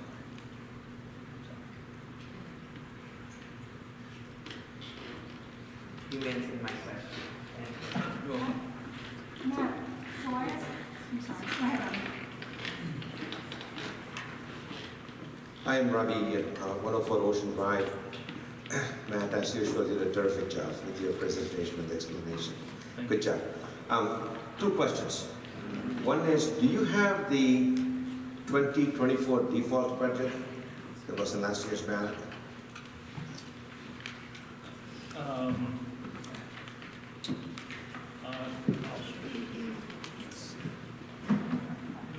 can pull it up. I don't have it off the top of my head. Just email it to me. I will email it to you. Okay. And the second question is, do we have any students receiving out-of-district services? Yes. So we have embedded in the special education departments, there's a line item for out-of-district placements. And that's for tuition to send students that we're not able to serve here at Seabrook, whether it's a medical issue or some other disability, and we'll tuition them to a specialized school, and that's that account. That's actually an account that we saw a bit of a decrease in for FY25. That's not part of the special education budget of $3,079,000? No, it is. It's just a line item within the special education department. I see. Do you know how many students are receiving the out-of-district services? We projected 7 for next fiscal year. 7? Okay. Thank you. So I have a question because I just noticed that it says on the presentation, special education, that it's decreased by $26,852, but the presentation that was submitted to the budget committee, because I'm on the budget committee, that's how I noticed it, the special education submitted to the budget committee was an increase of $66,248. So the presentation that we have in front of us says the special education decreased by 0.86%, but on the presentation that the budget committee received that we approved, it was an increase of 2.13%. Yes, because we had proposed a social worker in the operating budget, and the board, after we met with the budget committee, the board decided to remove that social worker and put it as a separate warrant article.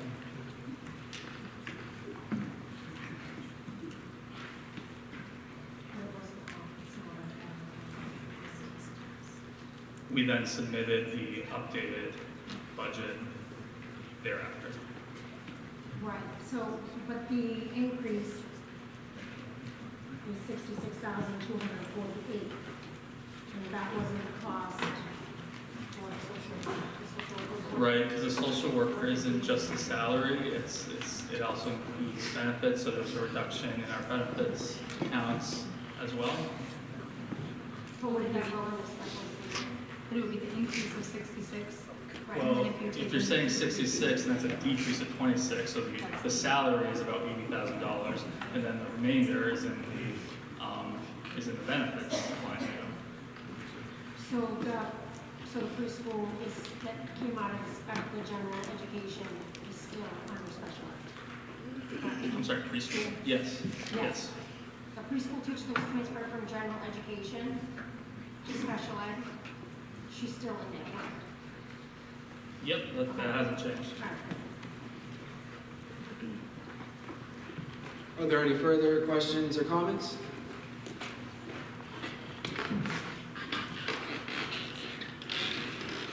Samantha Hinson, 198 South Main Street. I wanted to ask about the transportation. So it says that you signed a 5-year contract with First Student. Did you take into account the decline of students that we have? Because I don't know if the board's aware, but we're down 4 buses every afternoon and 3 buses in the morning. So with that budget, does that money come back to us? And where does the money go? So when we have routes that aren't run, we reconcile that with First Student and get a refund. So last year we had some, we had some issues finding drivers, so we weren't able to fill all our routes. I think we got about $60,000 or $70,000 refunded last year, and I anticipate we'll see a refund this year as well. Around the same amount, because we're down 4 buses that we make it work. So why do we sign a 5-year contract if we are down 4 buses and we transfer students? Well, in an ideal world with full staffing, that's the routes that we would ideally have. We don't want overcrowded buses. We don't want long bus routes. So we do an analysis of all our routes on an annual basis to determine how many routes we need, and if we deem that we can reduce it, then we would. But in any event, if those aren't being serviced, we do reconcile that and get a refund. Okay, thank you. You're welcome. And Matt, just to clarify, you told us before that First Student was the only one to submit a bid for transportation services. So during the RFP process, yes, First Student was the only carrier.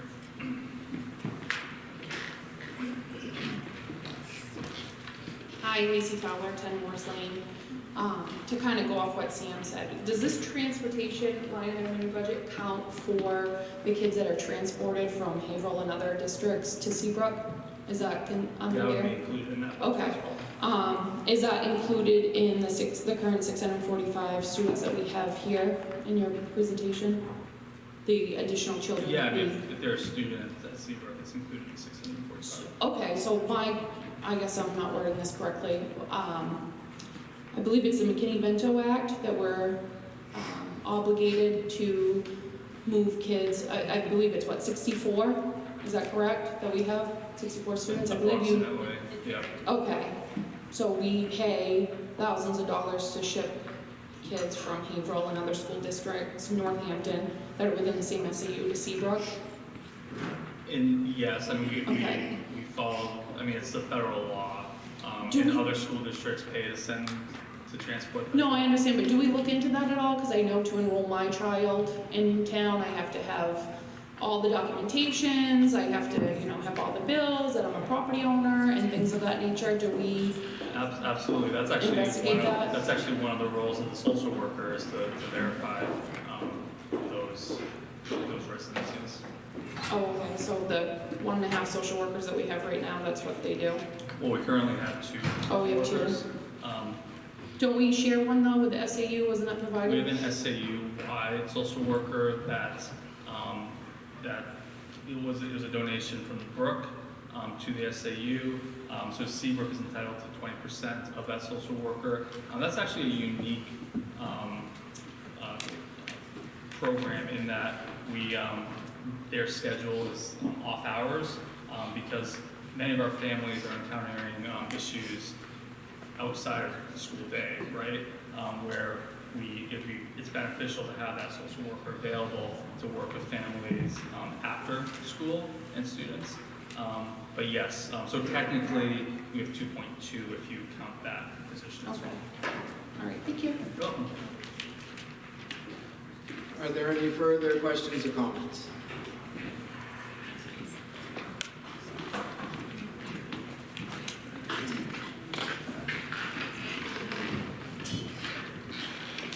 So So now that the board can speak to us, I had asked a question about the Your name? principal, Maria Brown. So are you have a contractor staying with us a little longer? Can someone answer that for her? Or she can? Yes? Yes? Yes. Okay, good. Good to know. And then my other question is, we've got a lot of kids leaving, going elsewhere within the districts or wherever they're going. Does the money per that student, then if they go to Hampton Falls, follow them to Hampton Falls, or how does that work? If we tuition a student to another district, then Seabrook is paying the per pupil cost to that district. So at Hampton Falls, for example, the per pupil cost is $32,000. So Seabrook would pay $32,000 for that student. Thank you. Are there any further questions or comments? Hearing none, seeing none. Article 2, Seacoast Educational Support Personnel Association Collective Bargaining Agreement. To see if the school district will vote to approve the cost items included in the collective bargaining agreement reached between the Seabrook School Board and the Seacoast Educational Support Personnel Association for the following increases and reductions in salaries and benefits at the current staffing levels, and further to raise and appropriate the sum of $99,426 for the 2024 to 2025 school year. Such sum representing the additional cost attributable to the increase in salaries and benefits required by the new agreement over those that would be paid at current staffing levels in accordance with the current collective bargaining agreement. Majority vote required. The school board and budget committee recommend this article, and there is a note. In order for this article to be adopted, it must be approved by the voters of the school districts in Hampton Falls, Northampton, Seabrook, Southampton, and the voters of the Winnicott Cooperative School District, which includes Hampton voters. Should this article be approved, it is estimated it will constitute a 0.0286 cent per thousand on the tax rate. Thank you. So I kind of gave a sneak preview earlier. I can't emphasize the importance of this warrant article to our school. This collective bargaining agreement is for our educational associates. These are amazing employees. They are in our classrooms every day, working with our students, working with our teachers to maximize learning, provide assistance, ensure our students receive those educational opportunities and experiences that we want them to receive. And this is both in the general education and special education realm. We need educational associates for IEPs, whether that's a one-to-one or group IEP. That is oftentimes working with some of the most challenging situations, but they're also working with our early literacy learners, our early math learners. And that's incredibly important in those lower grade levels where some of that personalized, individualized instruction is so important when they're learning those foundational skills. It's really important to have that additional adult in the classroom who can assist when there's 15 or 16 students that all need attention and they're trying to learn at that level. These employees are making $15 to $19 an hour. That's simply unacceptable. It's simply non-competitive with other districts, non-competitive with any local business in the area. The EAs that we have now are here not for the money, but because they love the students, they love the school. I am so thankful that they do what they do, because otherwise we'd be in trouble. So we need to address this now. We're seeing turnover rates of 30 to 40% SAU-wide. It's simply really difficult to hire high-quality EAs or attract anyone and it's really difficult to keep them, to retain these invaluable employees. This is something that we feel the CBA addresses. We've included a $2 per hour increase in years 1 and 2 and a $1 an hour increase in years 3 and 4. We also do not provide adequate benefits for these employees. They currently only receive a single person low-cost health insurance plan. So in years 3 and 4, we're including a two-person plan in years 3 and a family plan in year 4. And we're hopeful that we will start to be able to do a better job of recognizing and fairly compensating these employees. This is a really difficult warrant article to pass. We have a cooperative CBA agreement in SAU 21, so in order for this CBA to pass, it needs to pass in each one of our districts on each ballot. So if it fails on any one ballot, it fails across the board. So that's a problem because it has failed in prior years, and when it fails, that means that these people receive no cost of living adjustments and no steps. So they will continue to make $15 to $19 an hour next year through 2025.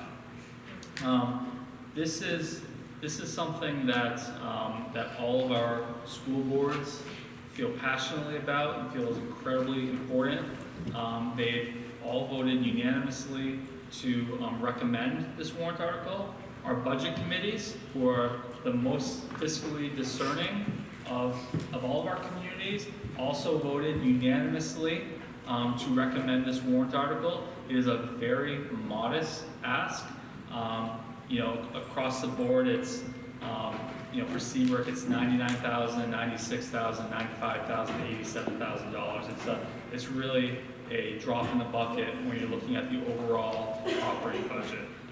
So, in any event, I just want to re-emphasize that these employees, our educational associates, are an essential component of school operations, and this CBA will take a large step in compensating them in a fair manner. Thank you. Are there any questions or comments?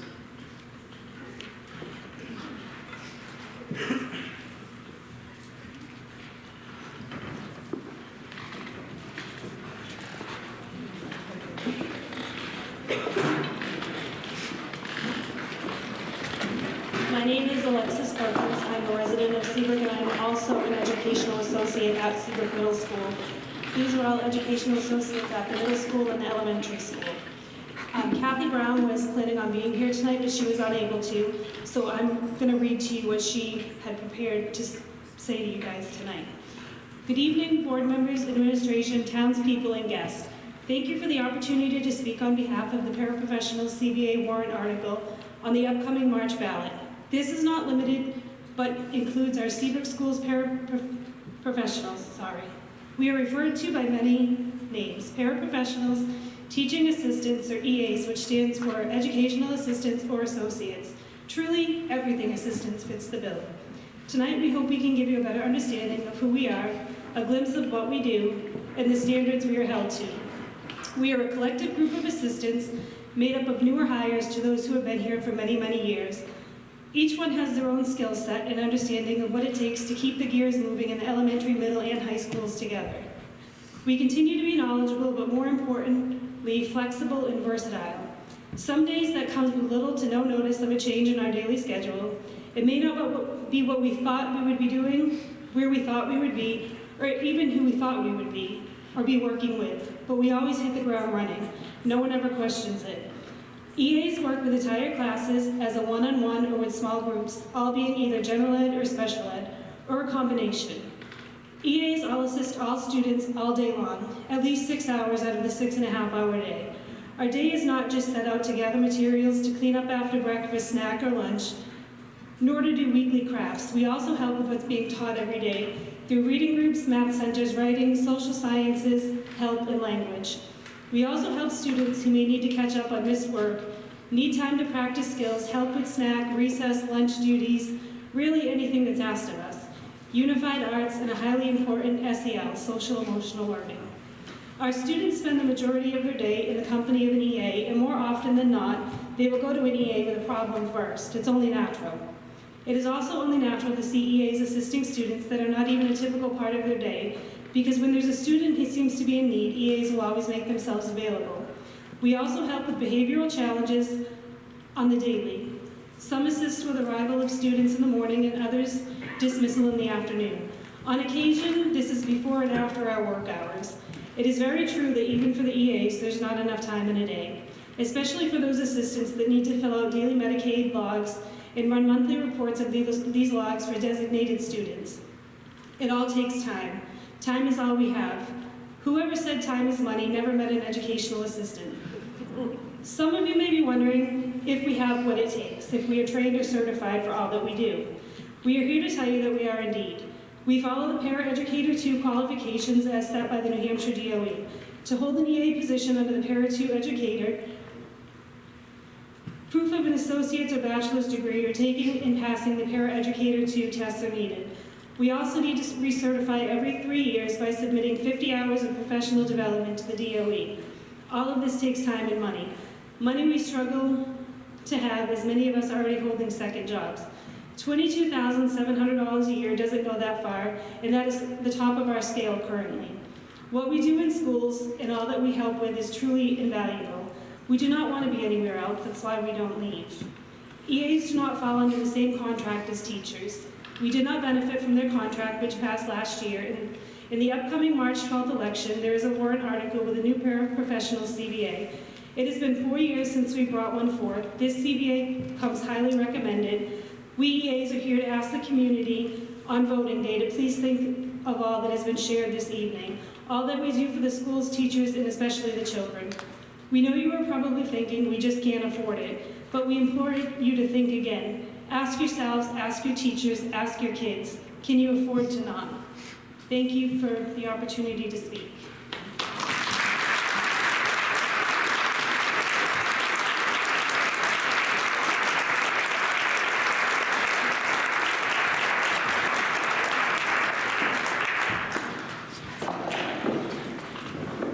Are there any further questions or comments? Cassandra Hashem. I want to say thank you to all of the EAs at the school. I have 3 children, 2 of which are students at Seabrook Elementary, and 2 of the women who are up here work directly with my kids. One of my students is a regular ed student, and one is a special needs student. I could not see either of my children succeeding through their day if it was not for the support of the staff here at school. Everybody who stood up here, and especially the 2 women who are in our lives right now, go above and beyond daily. My kids look forward to seeing them. They talk about them on the weekends. My daughter asks if she can call her one-to-one during school vacation because she misses her. And I just want the community to know that they are the heart of the school, and I appreciate all the teachers and all the staff. It's a wonderful school, but they work relentlessly, and they are so underpaid. And I drive through town, and I see signs for Taco Bell, $17 an hour, McDonald's, $19 an hour, and it hurts me inside to know that the people who are with our kids, a majority of the time, their awake time, they spend, what, a third, 2/3, I don't know, a lot of their time here at school, are not compensated for the amount of work they do. So I just want to put that out there, that our family appreciates it, and I hope that everybody can see how much they benefit the school as a whole, every student.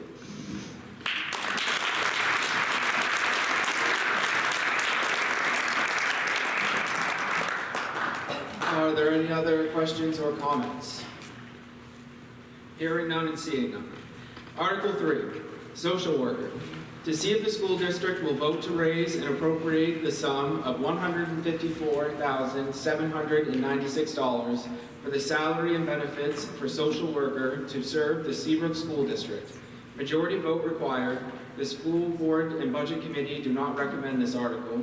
Should this article be approved, it is estimated it will constitute a 0.0445 cent per thousand of the tax rate. Thank you.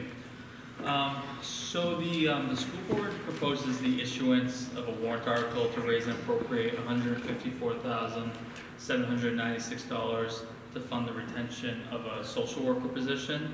I want to note that this is an existing position here at Seabrook. It was previously funded via the ESSER grant, so that's the federal funds that we received for COVID relief. That's been the last 2 years. However, it expires in September of 2024.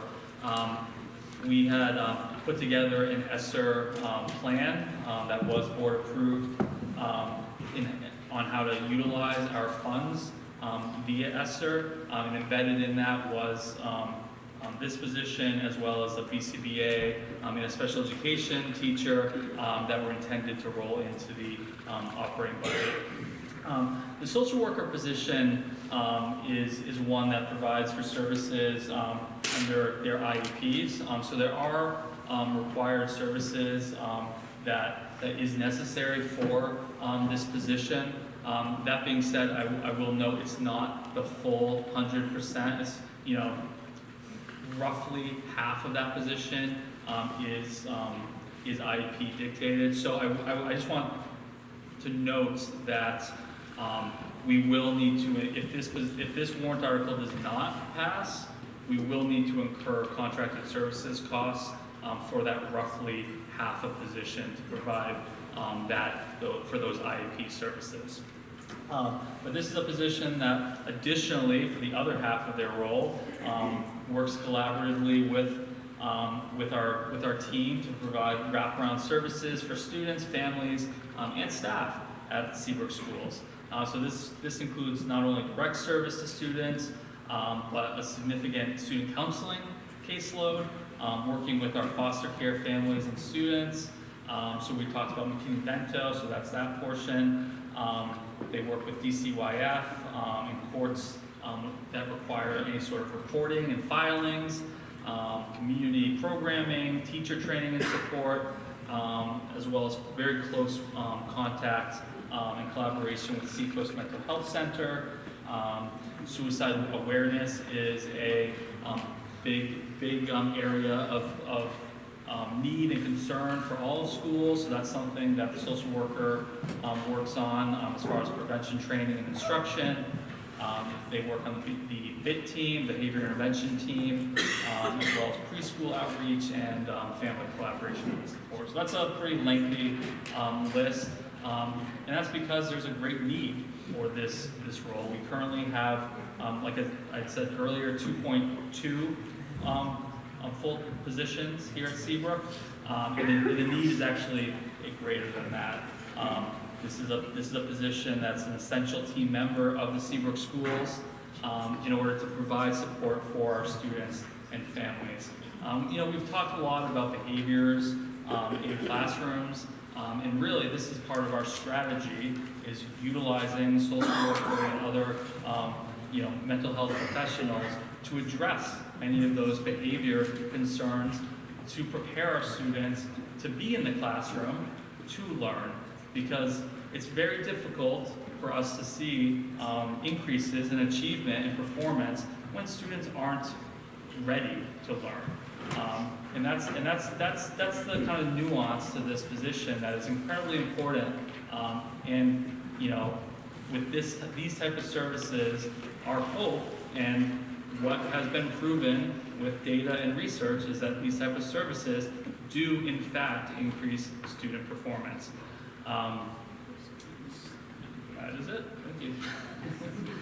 Smooth ending.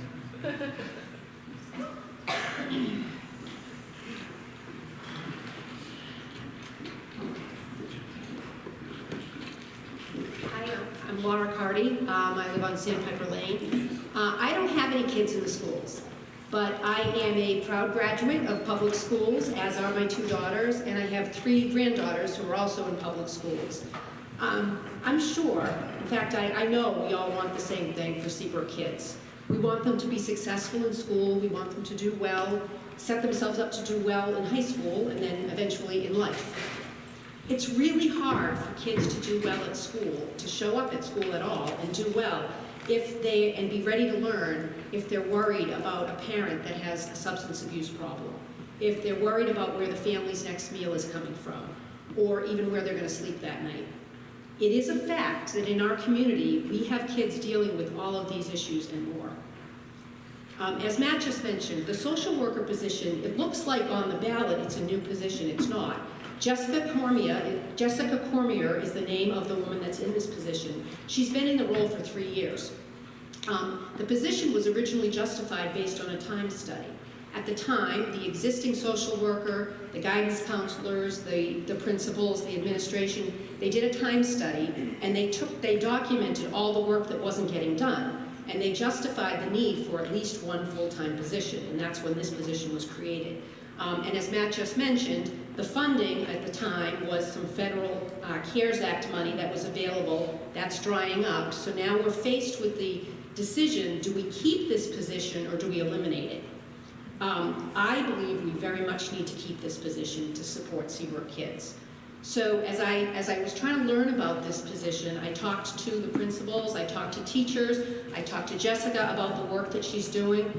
I learned a lot. Something I learned that was really interesting is one of the things that Jessica focuses on is absenteeism. She digs in when there's a kid that's chronically not showing up for school. Frequently when she starts to dig in, it's like peeling an onion. She might find out that the family lost their car and they are having trouble getting the kid to school. They may discover that the family is dealing with housing insecurity, or substance abuse, or mental illness, or domestic violence. When she finds these things, she's able to connect the family with resources that can help them. Because we are very fortunate in Seabrook. We have a number of very good social service agencies. We have some very good town services. So it's really a role of, many times families just need to be connected. They don't know that this help is available, and that's what Jessica does. She connects the families with the resources they need, she builds trusting relationships with those families, and she follows up to make sure things are moving in the right direction. She focuses on the kid. How am I going to get this kid to show up for school and be ready to learn? And that's what she does. There are a lot of success stories. I'll just tell you one that stuck with me. There was a 4th grader who was chronically absent. When Jessica looked into it, she found out, the mom was pretty disengaged. The kid was being raised by grandparents. She got the family connected with some support resources. She followed up, she kept in touch with them. And the great news is that mom now has a job, she's got her kids back, and this child is now in 6th grade. He has not missed one day of school this year and is a high achiever. So Matt mentioned some of the other responsibilities that Jessica has. She's the foster care point of contact. She's the liaison to the Department of Children and Families. She has to represent the schools in court when unfortunately that becomes necessary. She leads the multi-tiered system of support process for the middle school.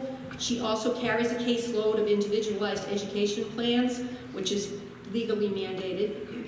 But one thing I thought was really interesting, we have a program in Seabrook where we get free interns from UNH. Costs the town nothing.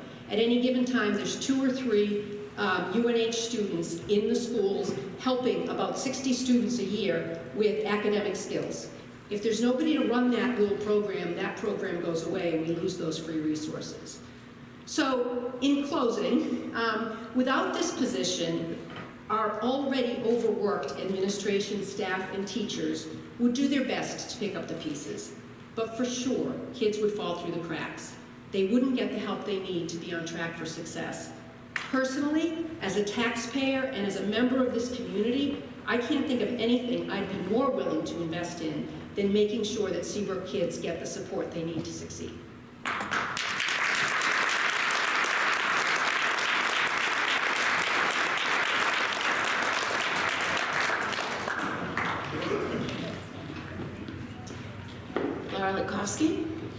I am a 16-year resident of Seabrook. I'm a parent of 2 children that went through the Seabrook school system, and I'm a kindergarten teacher here at Seabrook Elementary.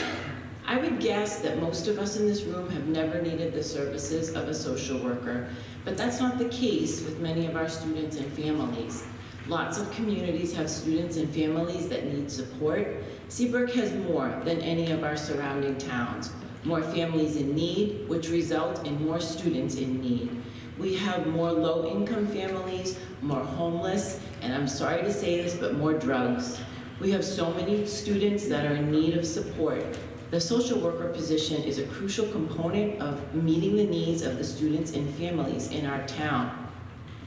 Matt and Laura already mentioned many of the duties of the social work position, so I'll pass by that. But there are some statistics that I want to share. The state average for schools free and reduced lunch is 24%, and in Seabrook it's 48%.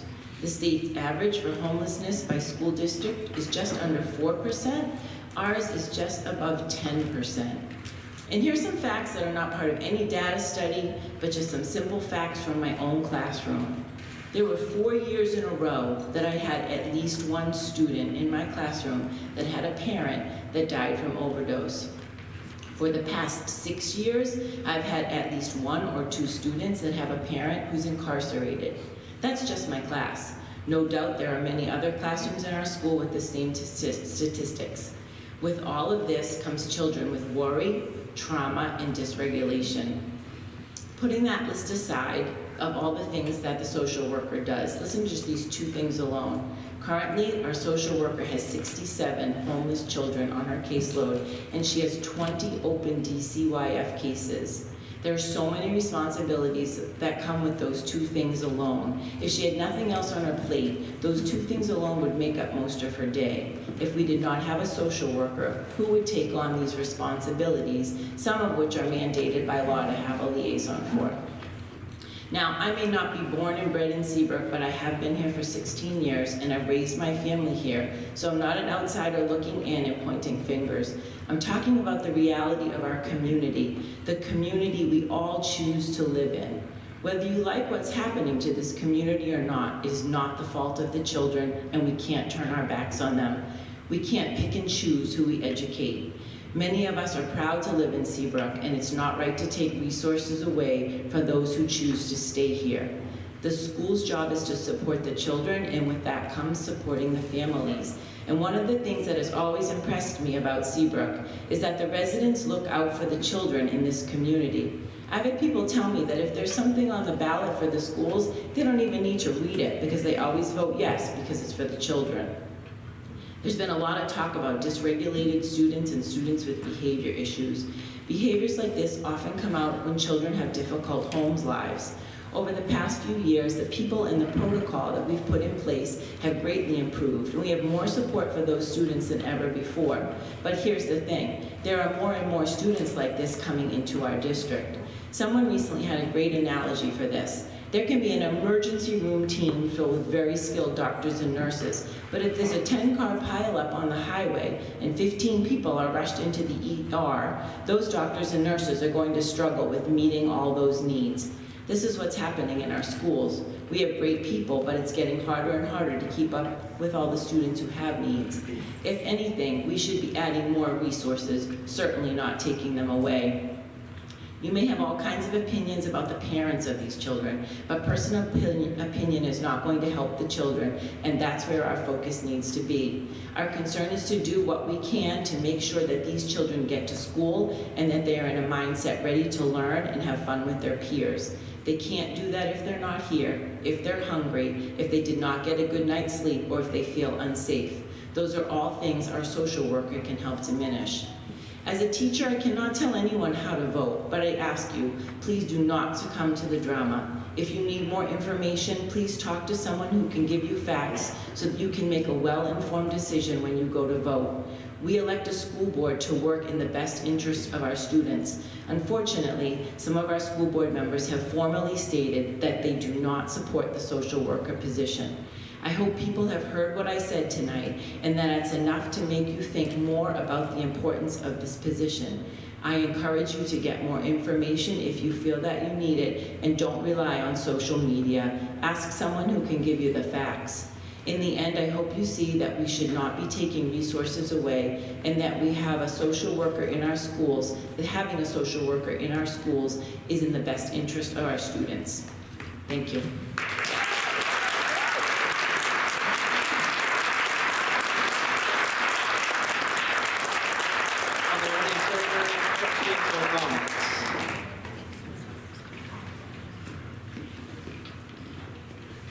Jessica Karen. I live on Lighthouse Way in town. I'm the mother of a 4th grader here. And so I'm just going to again quote the board member who recently posted on social media that their suggestion would be that we start holding students accountable for behaviors versus giving them an IEP to excuse their behaviors, and start giving IEPs to students with academic struggles versus making those parents fight for their children.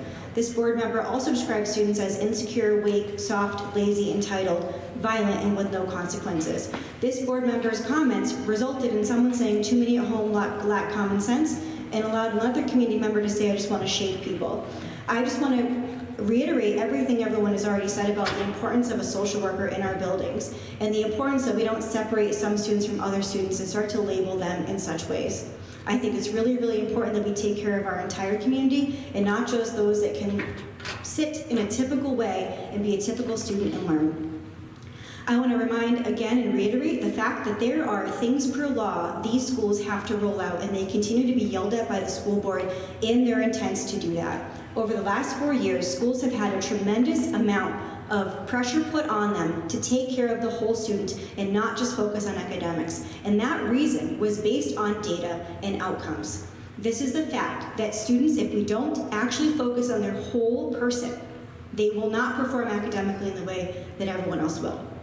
So schools specifically in the last 4 years have been required to roll out MTSSB, the multi-tier system of supports for behavioral health wellness. This was a requirement by schools. It is law, it's not a choice. But yet the board continues to yell at the school for doing this. This was the reason that the school social workers also have been expanded across the state. Seabrook is not unique in terms of increasing social workers in their district. It's actually quite common right now. The other law that came into effect was the changes in suicide prevention, awareness, and response, which required schools to provide a certain hour of training to staff and their students on suicide awareness and prevention, and it required the schools to react immediately to a suicide concern. Now, here we are, potentially cutting the school off of a resource to address this, and I think that our students' safety are paramount right now, especially in today's day and age. Another law that came into effect in the last 4 years were changes related to schools' suspension rates. So we have school board members saying, let's put these kids in a room because they won't behave like my students. Let's suspend them so they're not impacting my students.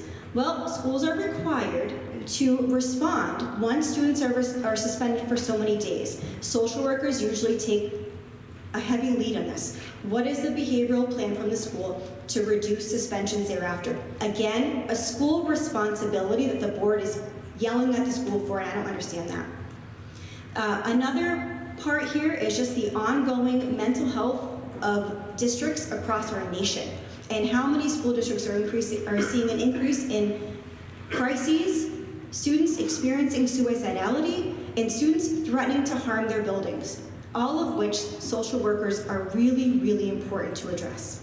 So I just feel very scared about what's happening on social media, the misinformation that's being put out there, the fact that the board is not willing to look at any data about how Seabrook might be an outlier compared to ascending schools, and how the social worker might be effective in these things. And again, if the board is not willing to look at attendance, free and reduced lunch, rates of child abuse and neglect, rates of foster care, rates of homelessness, then I feel like we're throwing spaghetti at a wall. And my question to the board would be, what happens next year if we don't see changes in academic success, if we decide to make an unprecedented move to put a school social worker on a warrant article, which probably has never been done before. So I just want to call out the fact that this is super concerning in terms of the amount of authority the board is taking, what is happening right now in terms of warrant articles, and the overall rhetoric that is happening around students with IEPs and students who have behavioral health concerns. So again, I'm just going to remind everyone that I'm an ally for any parent of a student on an IEP, any parent of a child with a mental health diagnosis, and any parent of a child who has room clearing behavior. I'm here for you. You are not alone, and I'm your ally. Thank you.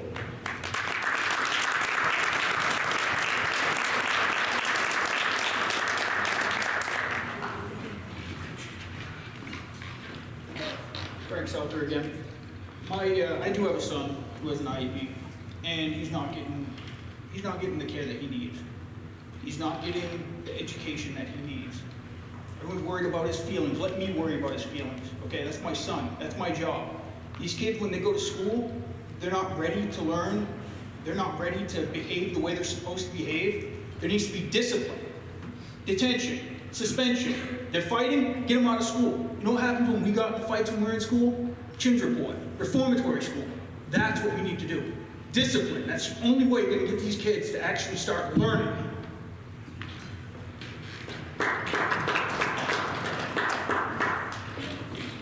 Eric Small, 156 Walton Road. Eric Small, 156 Walton Road. This is going to be hard to pass if the school board doesn't change its recommendation. And I wonder if they'd be willing to reconsider that tonight? So I want to clarify that we do have a social worker. So I think that there's a little confusion when we hear we're taking services away from the students. We do have, right now we have 2.5 social workers. They said, that was said, yes. Yeah. But this is another one that we still additionally need. So we don't, according to administration, we do not have enough caseload for another whole social worker. The school board did recommend possibly making a part-time position, and we were told that good luck trying to find a social worker that is a part-time position. I strongly feel, and they can speak for the way they want, that when the budget was proposed to us, the budget was proposed as cutting a teacher. We have test scores and proficiency levels of 70% below proficiency in reading and in math, and they wanted to cut a teacher. Yet we had 2.5 social workers, one of them which was ESSER funds, and we made it clear that when we had the ESSER funds, if the position needed to be cut, we may have to do that. The other schools all have 70% above proficiency level, and they have no social workers.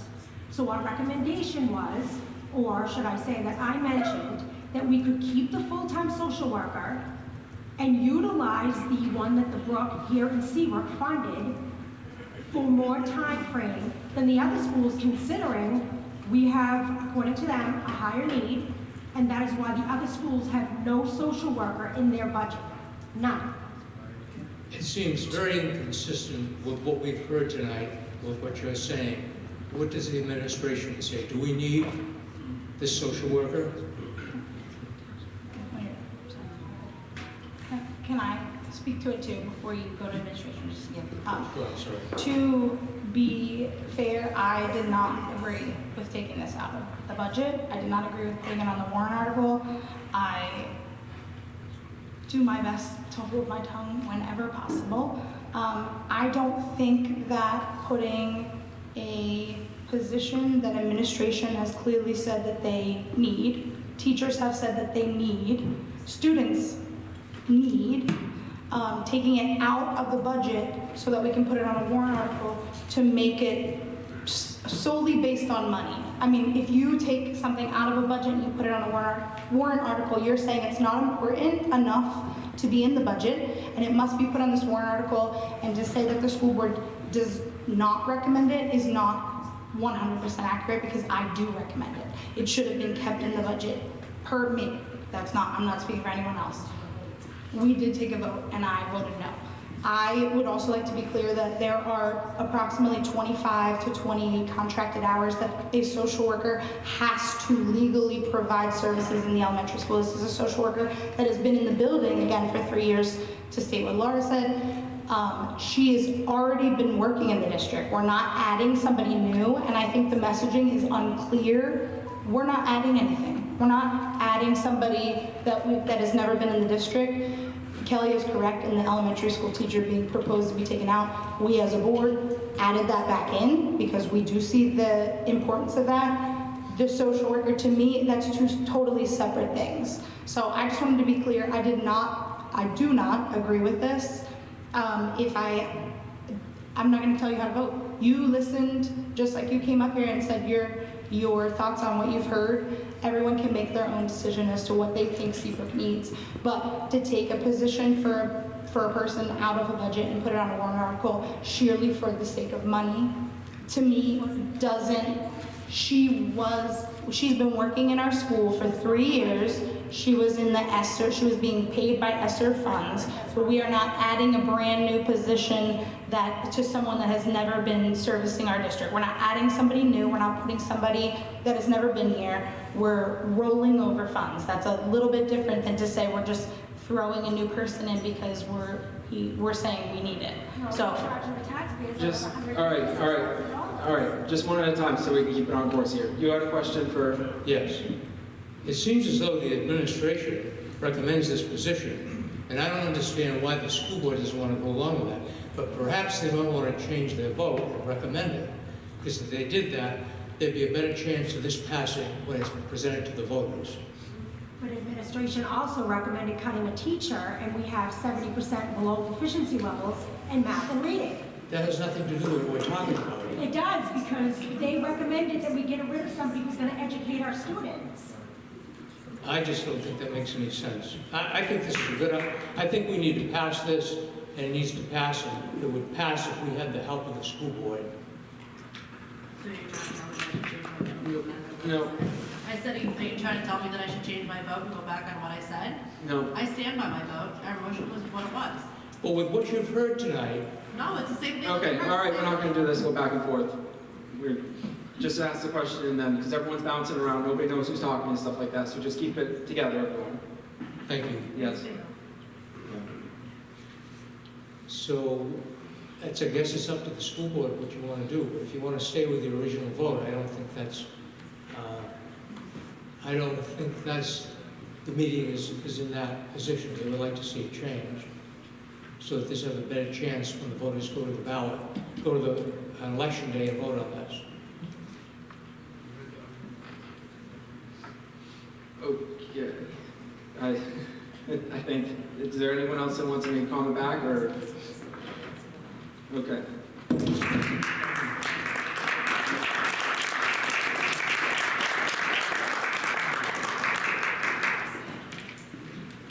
Phillips, a lot of 15 River on way.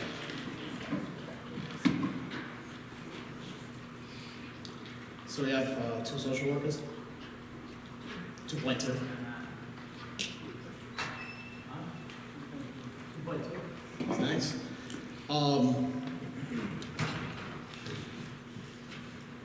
I agree that social work is pretty important. I was a kid of a single mother who was a heroin addict. I was a problem child. I was a kid who skipped a grade and had to be held out of school constantly because all I wanted to do was torment everybody because I was bored and angry. So, I'm speaking from experience. I didn't have a heavy focus on my feelings. What I had was somebody who looked into me, somebody who expeditiously put us into services provided by the state. I do have a marvelous list of providers for social work. So let's say there's a 10-car pileup on the highway, okay? You can't expect, if there happens to be a doctor on the road, to treat everybody. But what you can do is you can hope that the resources surrounding will expeditiously get everybody to where they need to be and make sure that they get the help that they need outside of where this happened. Now, this is an institution of education, and unfortunately, when you have an institution that is wildly underachieving and failing our kids, every time I have a conversation with my child, I think about what I knew at 14, and I look at him at 14. It makes my heart sink. And we know that, people you can't have different speed classes anymore because everyone has to feel equal. Later on in life, there's going to be some hard lessons there, because apparently they're conditioned to think everybody's equal until they're not in the real world. So you stifle the achievers, you stifle the kids that need it the most. You give everybody an excuse for behaving poorly. I feel like it probably gets you a little more funding for the special education. But when it's all said and done, what I'm saying is we have the resources.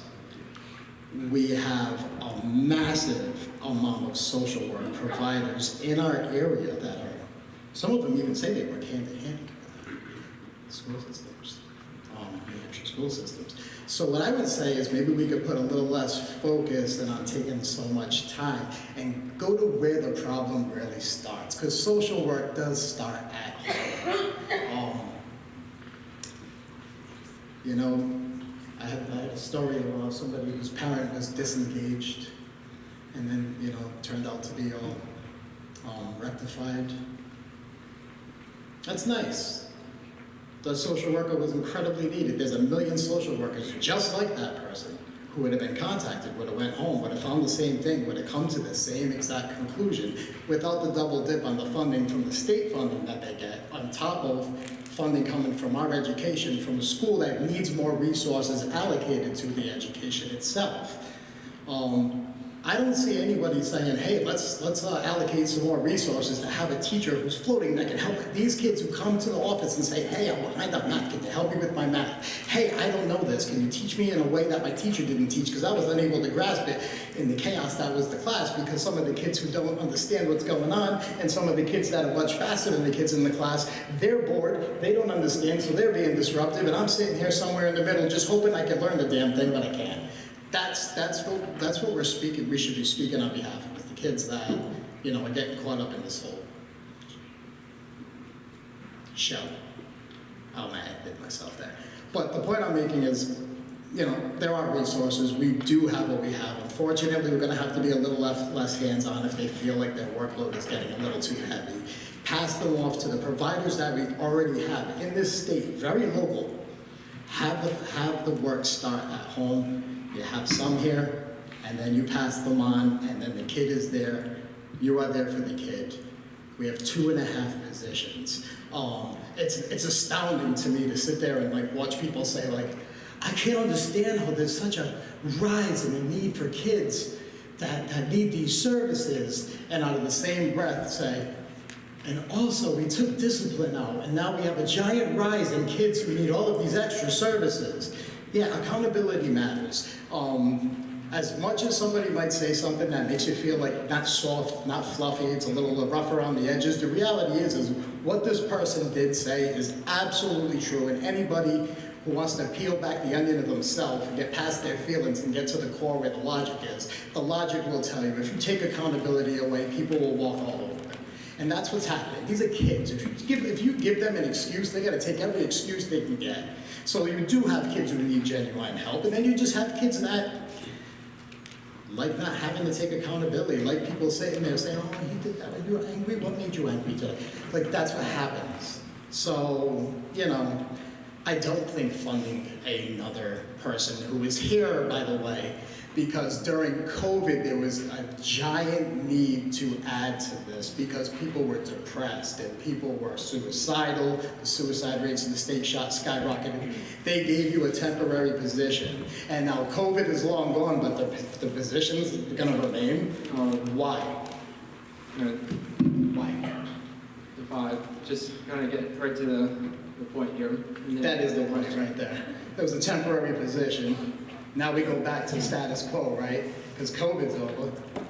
So now you pass it back, you know, to the state. We have adequate resources. I will literally print and post it in the hallway of the school if you like. I can get a couple of pages of contacts with people.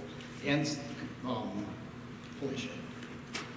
There's just a lot of institutions and resources that can be had and to help supplement. And it will work to take advantage of what our state provides us, what the state and the federal government has funded, what the taxpayer pays for. It will take advantage. If we take advantage, we'll do well, and we can focus more on our education, because this is an educational institution.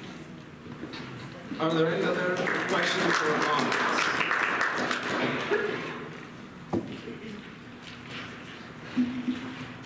Hollywood, I'm not for or against the social worker. I don't have enough information to say yes or no. Okay? I do understand why the school board made the decision that they did and voted the way they did. I would think any reasonable person with the scores that we have, had the choice of a social worker or a teacher, how could you not make that decision? When our children, all of our children, are losing, and losing hard. We've had these 2.2 social workers for 3 years, am I correct? So, Or let me ask it this way, how long have we had the social workers? so the point 2 is this is the first year. And one's a long-time social worker, and the position that we were discussing this evening, this will be the 3rd year. During that time, have any of our students, and I'm not talking regular education, special education, have any of our scores, have any of our students increased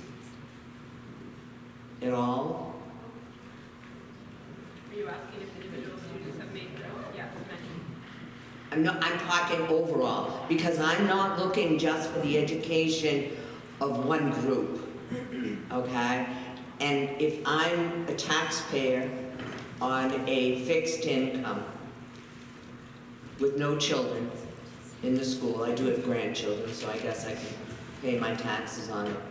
I want every child to benefit from every person that is employed here, one way or another. The paraprofessionals, they don't just deal with special education or regular education.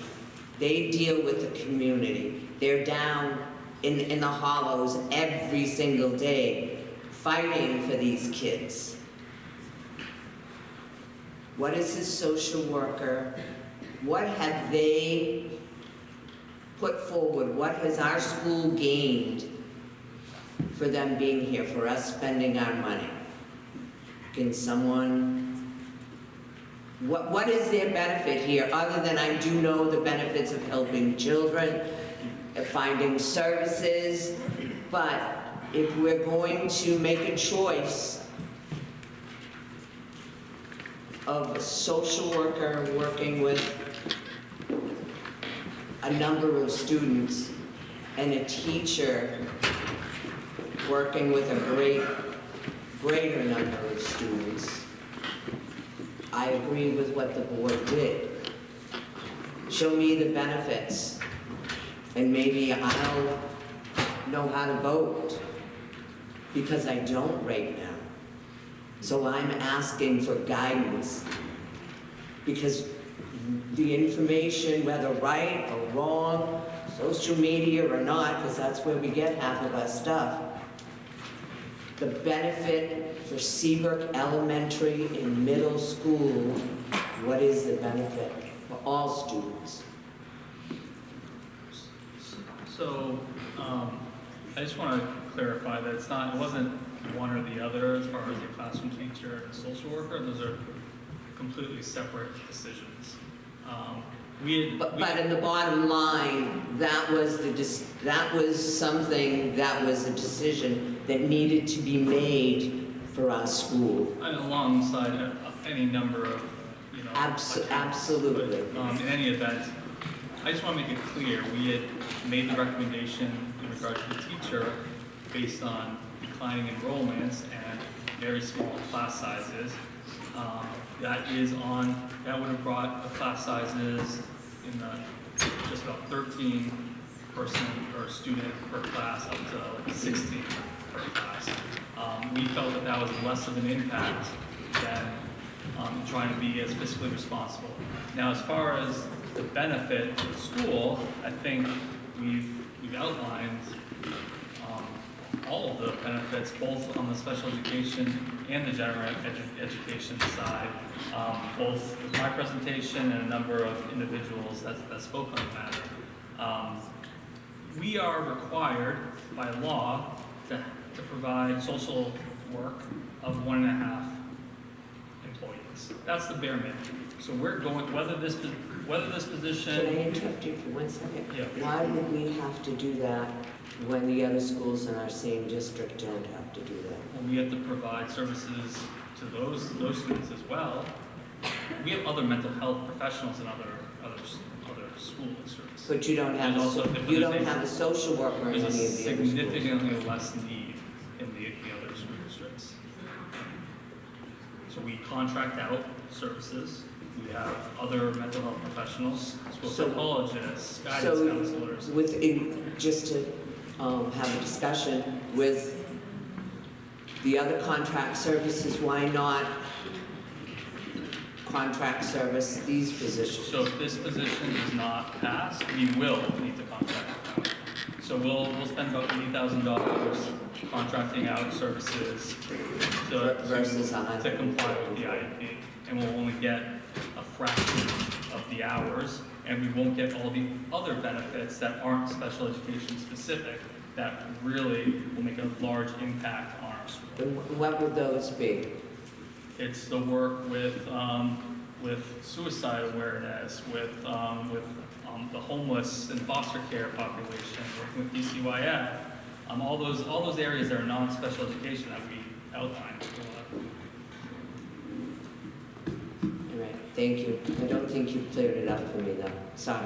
I'd be happy to continue the conversation. Are there any other further comments or questions? Can you come up? We need your name. If you want, you can come up to the podium. We need to hear you. All those things you just said about suicide awareness and all that, doesn't Haven already have a nice big giant thing on board saying that they can help us with all of What's your name, sir, just so she can have? It's the same guy as last time. You Phil say that every time. 15 Bergeron Way. When you walk into school, right on the right-hand side, it says foster care, children trouble, suicide prevention, Haven. Haven comes in our school on a revolving door almost. So we need to fund a social worker when you have Haven already pulling state funding and, willing to come in at any given time. The service is already provided, so what are we doing? Again, you pass, so social service starts at home. So what you just recognize the problem and then once again pass it on so that these people show up at the family's house, the family gets, the family's in a position where the social worker's coming over and then we get to the core of the problem and then it doesn't become a disruption in our school or another double-dipped burden on the taxpayer. Just that.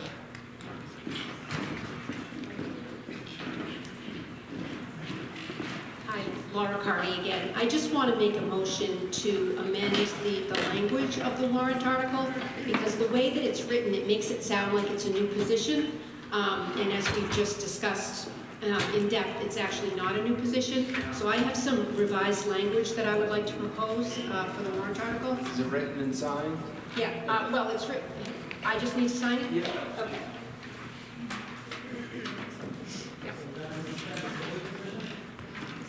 Basically, I'm just suggesting that we add a sentence that clarifies that it's not a new position. Is there a second for the amendment? I second.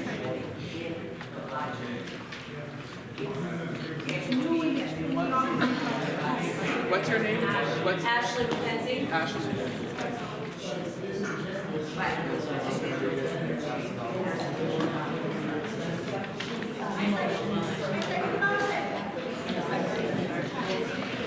All right, so the amendment for the article states, to see if the school district will vote to raise and appropriate the sum of $154,796 for the salary and benefits of a social worker to serve the Seabrook School District.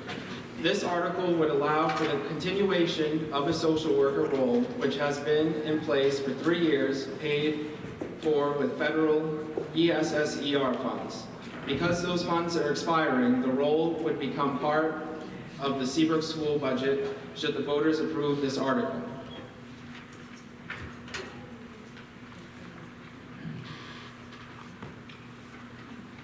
So the first part of that language is historical and factual, but this. So the first part of the language of the proposed amendment. This article would allow for the continuation of a social worker role that has been in place for 3 years, paid for with federal ESSER funds.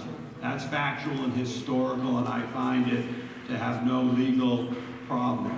The next sentence I could not approve legally because it may not become part of the Seabrook school budget. The school board voted this year not to make it part of the budget. So I would suggest to the petitioner that that second sentence be stricken, but I find the first sentence to be legally sound, but the second not.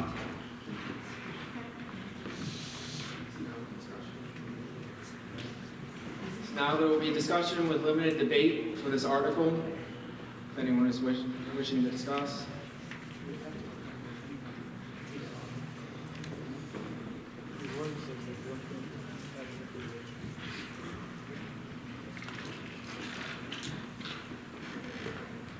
And Ravi, wonderful motion, Brian.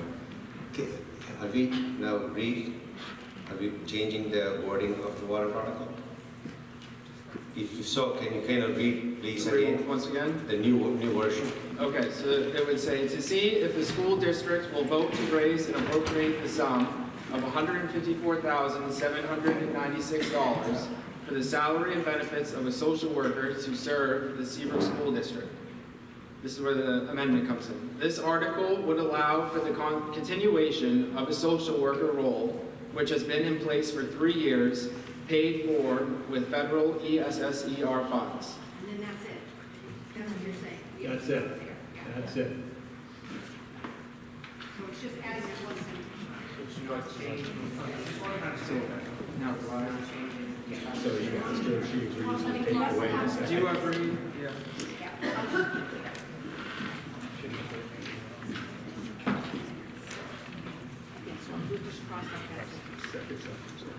Can I make a motion to add in there that the ESSER funds are expiring? Because it's almost misleading as though the ESSER funds are continuing. Because it was a grant, the grant's running out in 2020. But it should say, Which have expired. yeah, thank you. That address the concern? Which have expired. Thank you. Perfect, thank you. Can you read that and leave it again? Yep. So you're gonna add that in at the end here? Yes, Okay. ESSER funds which have expired. Okay.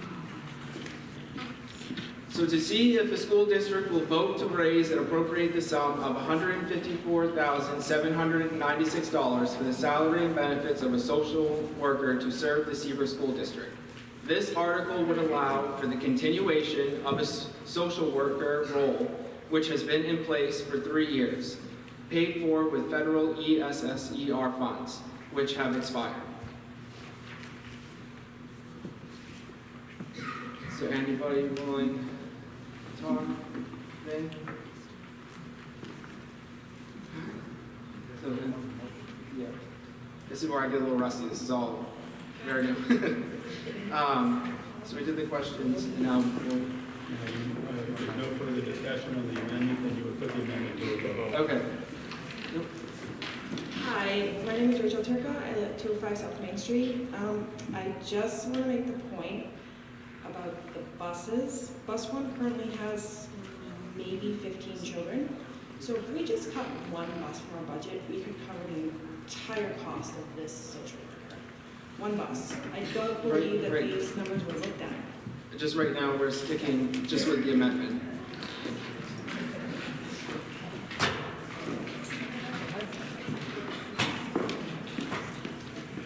Karen, again, I just want to share one last point about the school social workers, that they do have a capacity to bring in revenue because they are, at their licensed independent level, able to bill Medicaid. And so the schools do have some capacity to increase their revenue with the school social worker, but that's likely not taken into consideration when it comes to the overall expense of the building. So I'm sure if taxpayers want to ask the schools about how much revenue is brought in due to Medicaid dollars, that could be a discussion. And also any student who's not on an IEP that does in fact receive, counseling from a school social worker, that's also an option if they're in fact on Medicaid. So I just wanted to put that into the conversation as taxpayers think through the overall expense to taxpayers, given the fact that social workers will bring in Medicaid dollars. Thank you.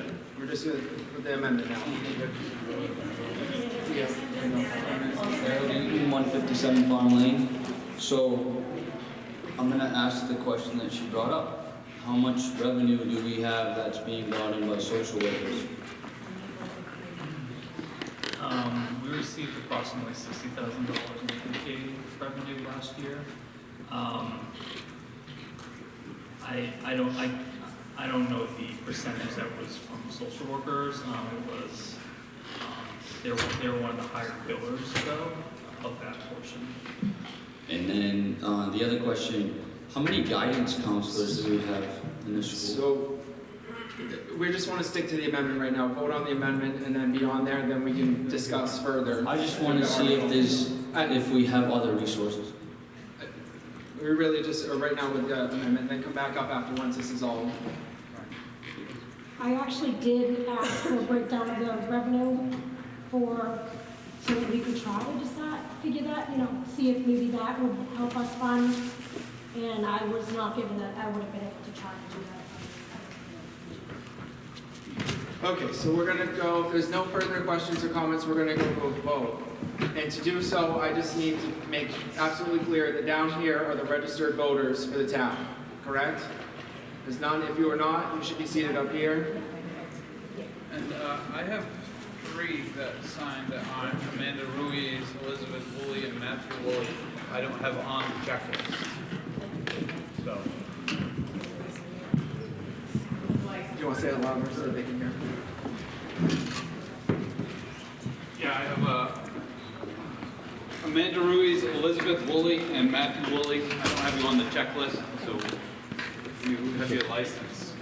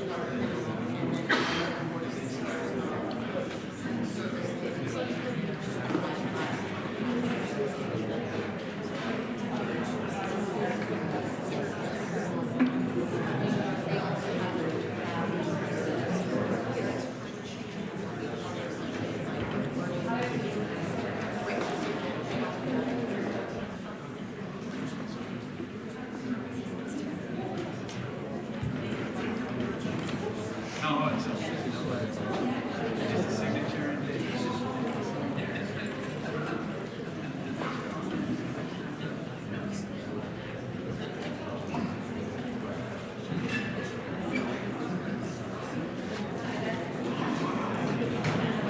You guys are all set.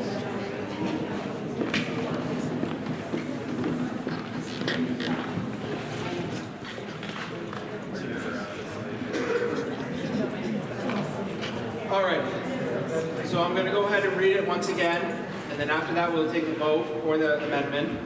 So to see if the school district will vote to raise and appropriate the sum of $154,796 for the salary and benefits of a social worker to serve the Seabrook School District. This article would allow for the continuation of a social worker role which has been in place for 3 years, paid for with federal ESSER funds, which have expired. So all those in favor of this amendment and the wording, raise your hand please for yes. Well, if it's clear that it's, you can just ask for those. We don't have to count. Alrighty. Very. Can I ask a question? Is this just for the wording for the warrant article? Wording, yes, wording. Check. Thank you. Alrighty, so now if you want to vote no for the wording, all those opposed? One. Okay, Alright, so- the amendment goes.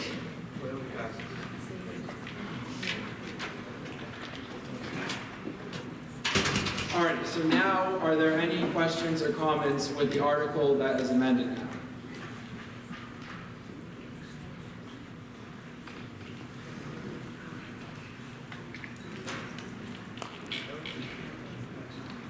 Hollywood, 1A Street again.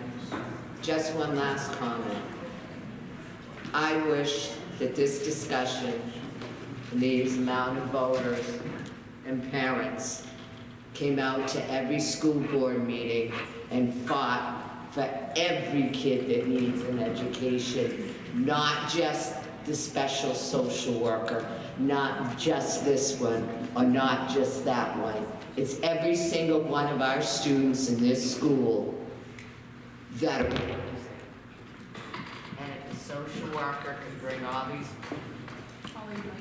My mic cut off. It's okay. I got a big voice. But our kids need every one of your support all the time, not just when it's a social worker that's being replaced. Our scores are disgusting.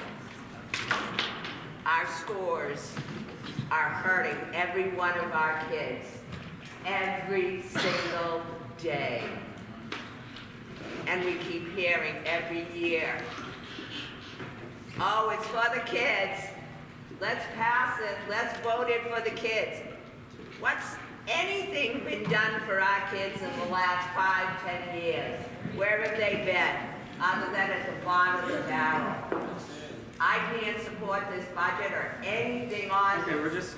we're just sticking to the amendment, not everything that's been discussed before. Just the amendment. Just the social worker. had to put my say out. Thank you very much. My microphone's off too, but I can talk loud as well. So are there any other further questions or comments? If not, no? Yeah, we're already on. So now, all right.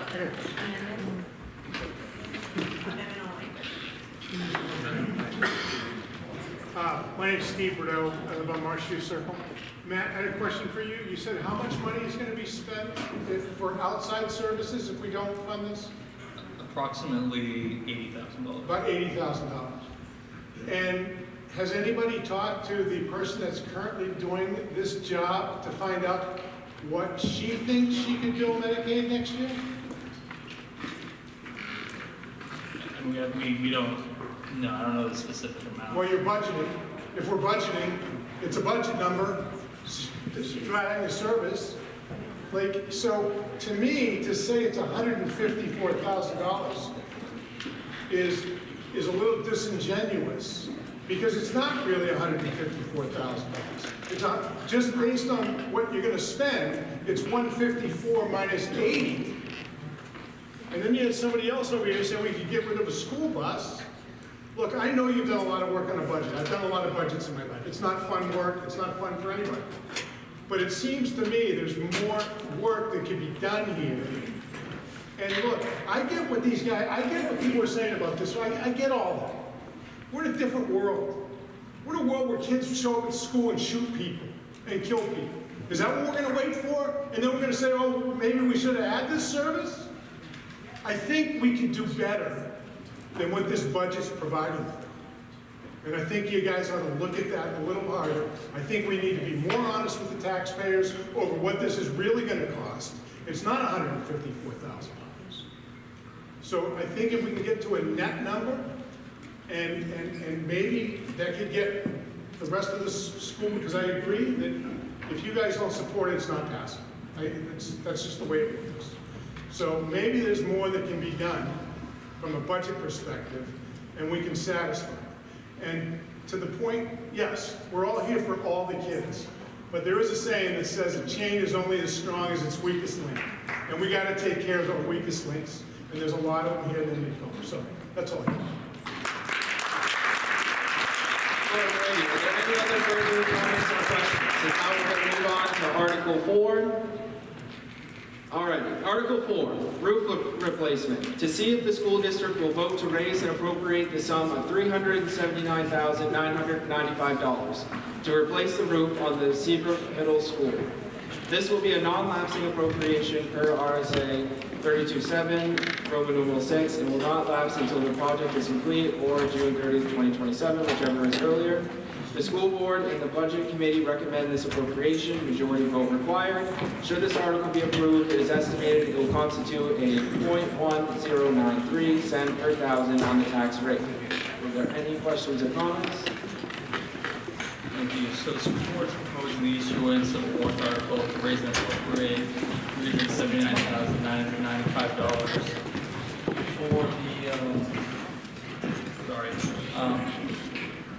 for the replacement of a section of the middle school roof.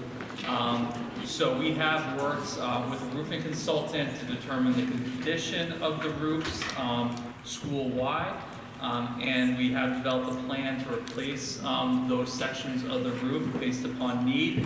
And this is to ensure and to avoid roof failure, any sort of water penetration, or any unnecessary repairs or damage. I'll also note that the roof replacement is included in the capital improvement plan, which is a 5-year plan that we do submit to the town. Thank you. Are there any other further comments or questions? Hearing none and seeing none.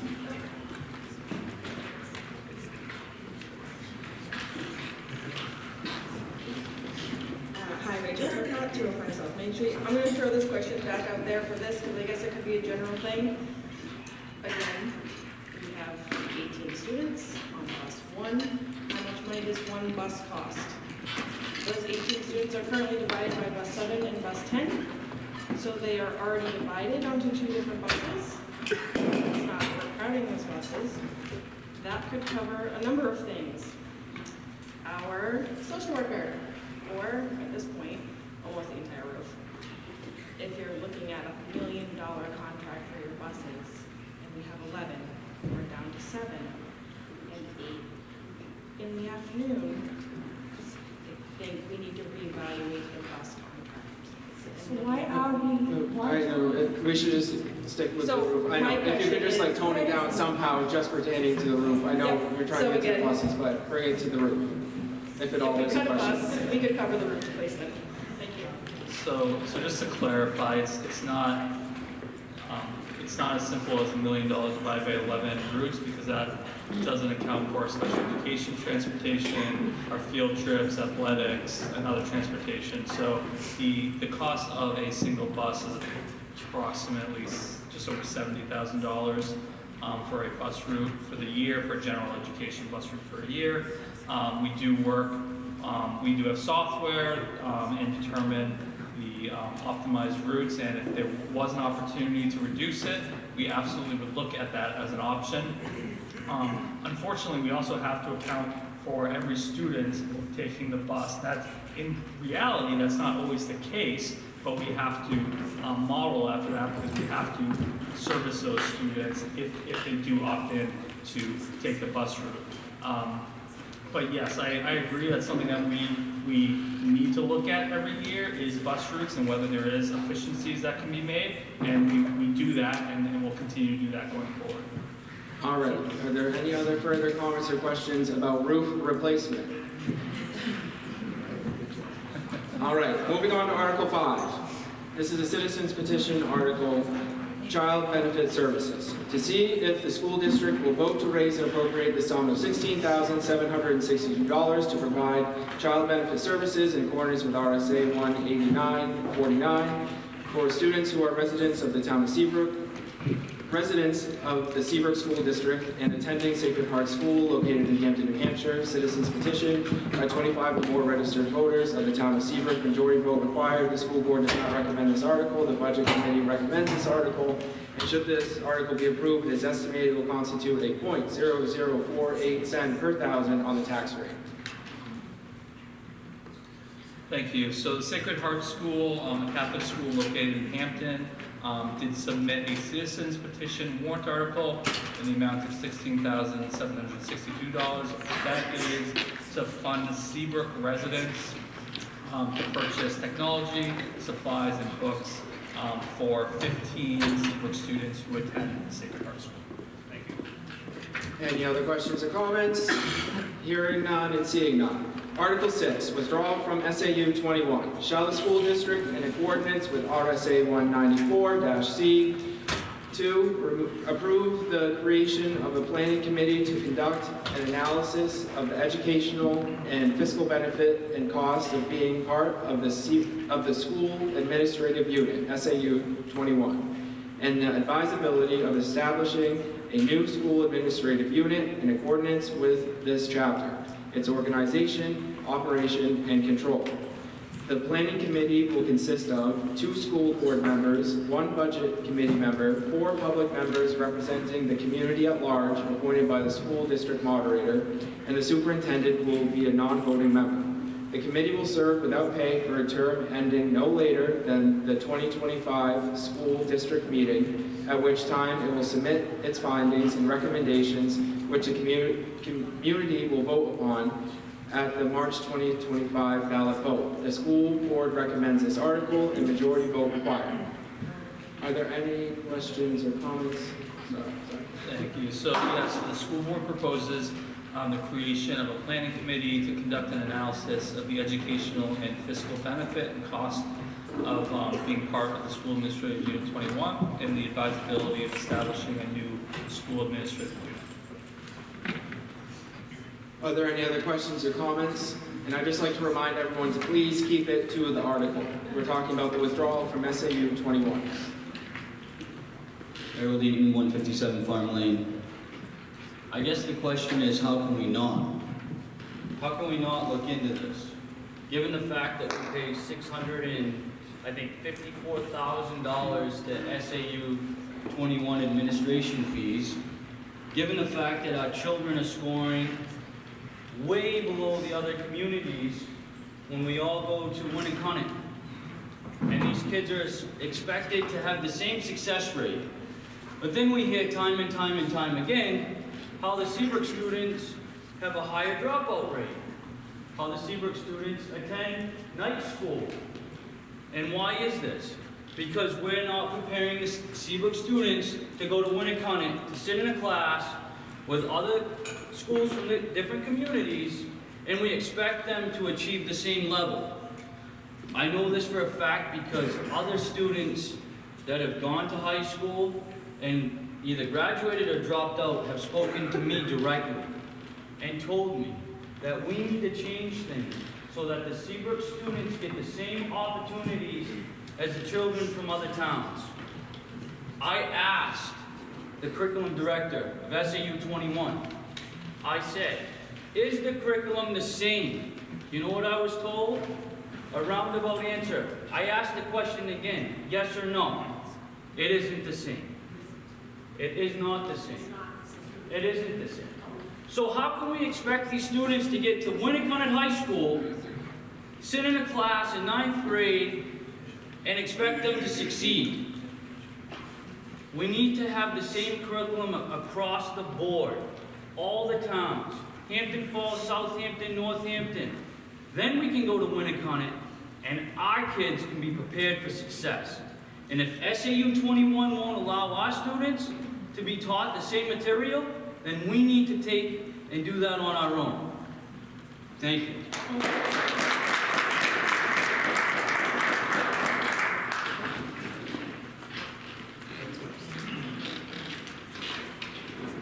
Maria Brown, and I'm going to speak this way too, because I think it's a nice thing to do. So I was able to set on with the SAU 21 for a long time, and it's not working for Seabrook. I asked for the dropout rates to be broken down by town. You know what my email said? Well, we don't think that's legal. It's not public.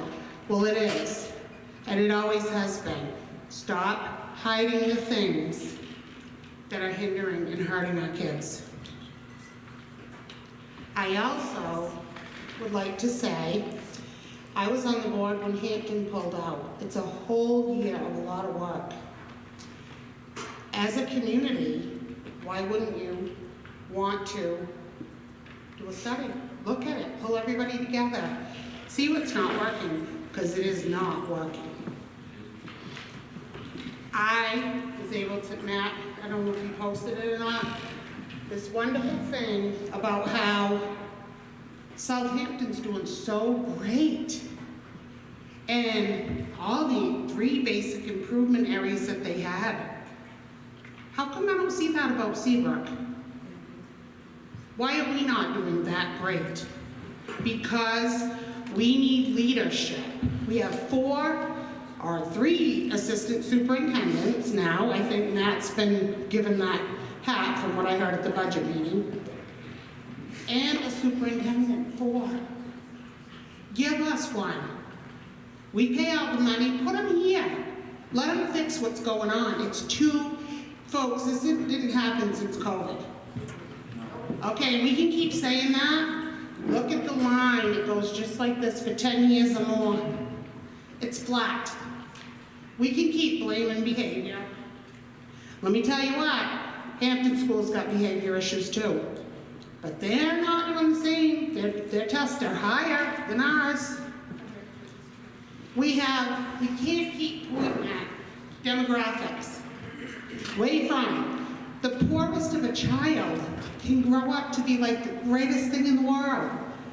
We can't keep looking for places to put a cushion. Oh, that's the reason. No, we need to start teaching our kids yesterday. And if we can't figure out how to do it, then go somewhere else. Because our kids deserve better. They deserve better, and we're paying for it. And I'm glad to hear Miss Lennon is here. But you know what? We need more than just her. Back in the day when my daughter was here, we had a Mr. O'Brien. He was a disciplinary person, administration. He dealt with all of it. And believe me, it was taken care of. Then we had an assistant and a principal.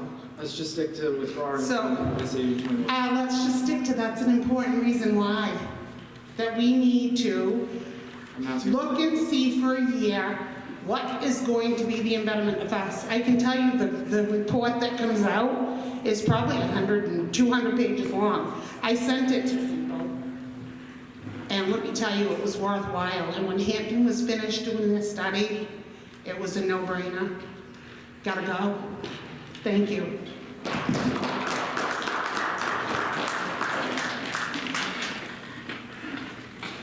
Phillips, Galati, 15, Bergeron, Glen. We close to 40% essay between us, right? What I heard. How much analysis does it take? 29%. What is it? 29. 29, so 30% how many schools? So, I don't know what I was trying to say. But what I do know is I have a 4-year-old who's reading right now.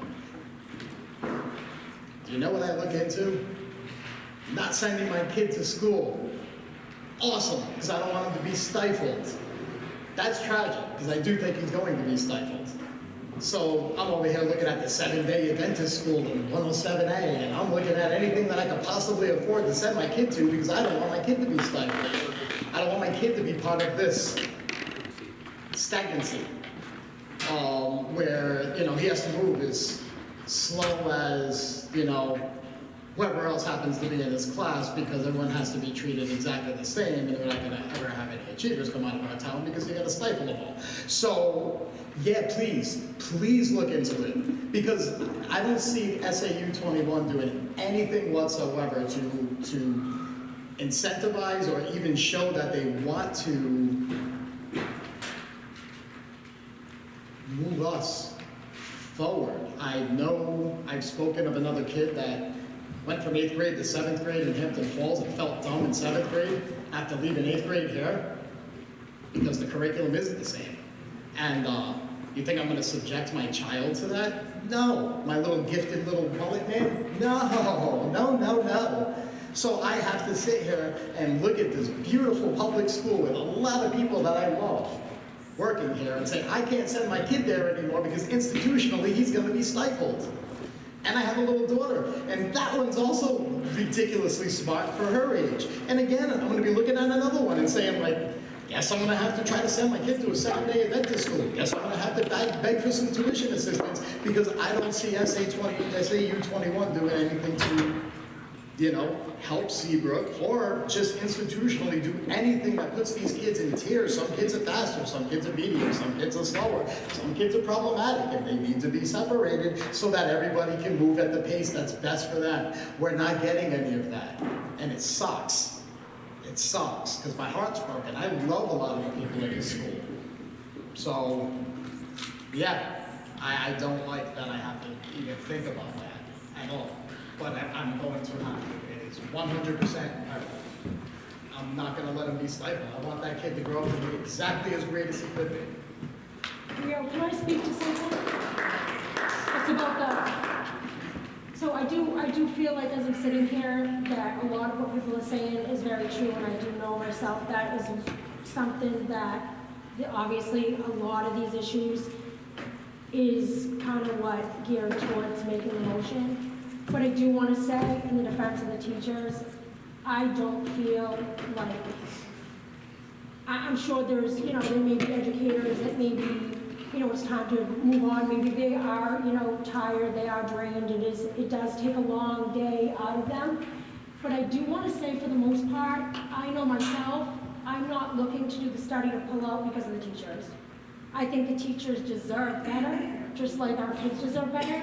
And I feel that the teachers aren't getting the support they deserve, so I don't want people to think that we're unhappy with the education our kids are getting as far as the teachers, because I think if the teachers had more support and the teachers had more guidance, because I mean, we are 100% supportive of the EAs getting a raise. They deserve that.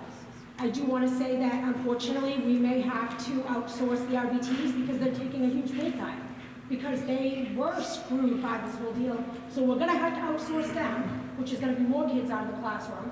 And I think the study will help us with them too, because I think they deserve a lot of recognition, and they're really going to take like a $10 or $15 pay cut if the budget doesn't pass. So my point is that I want everyone to know that this is not about the teachers. This is not, because they're doing the best they can with the tools they have, but they're just not getting the support, and that comes from up above. And I'm sorry that they need to know that it's not about them. And I know they think it's about them.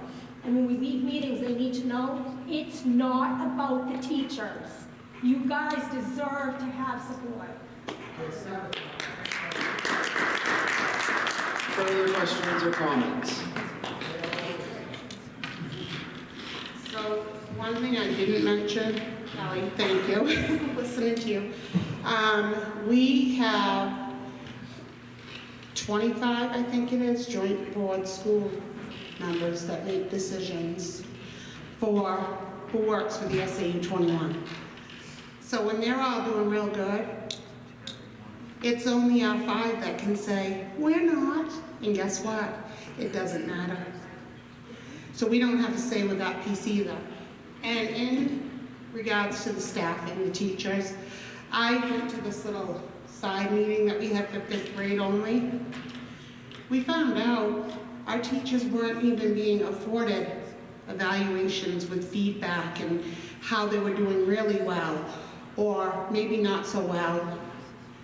How could anybody work a job for 6 or 7 years without any feedback or evaluation? That's hurting the staff, and it's surely reflecting upon the kids. So I think we get a lot of questions, people, for SAU 21, and we need to take a chance and an opportunity. Thank you.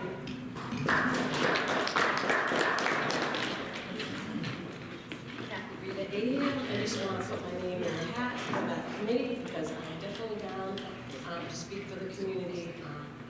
Like I said, I've pulled my child out of the school and I'm teaching her myself. I'm homeschooling her because you guys failed her, not you and not the teachers. Because Kelly, I agree with you 100%. When I come up here, I don't want the teachers to think I'm bashing them. I've loved all our teachers, most of them.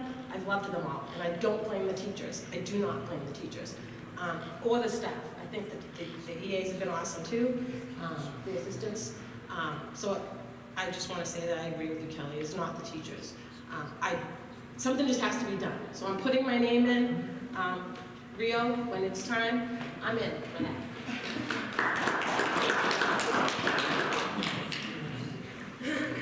My name is Lucy Perez, 25 Douglas Way.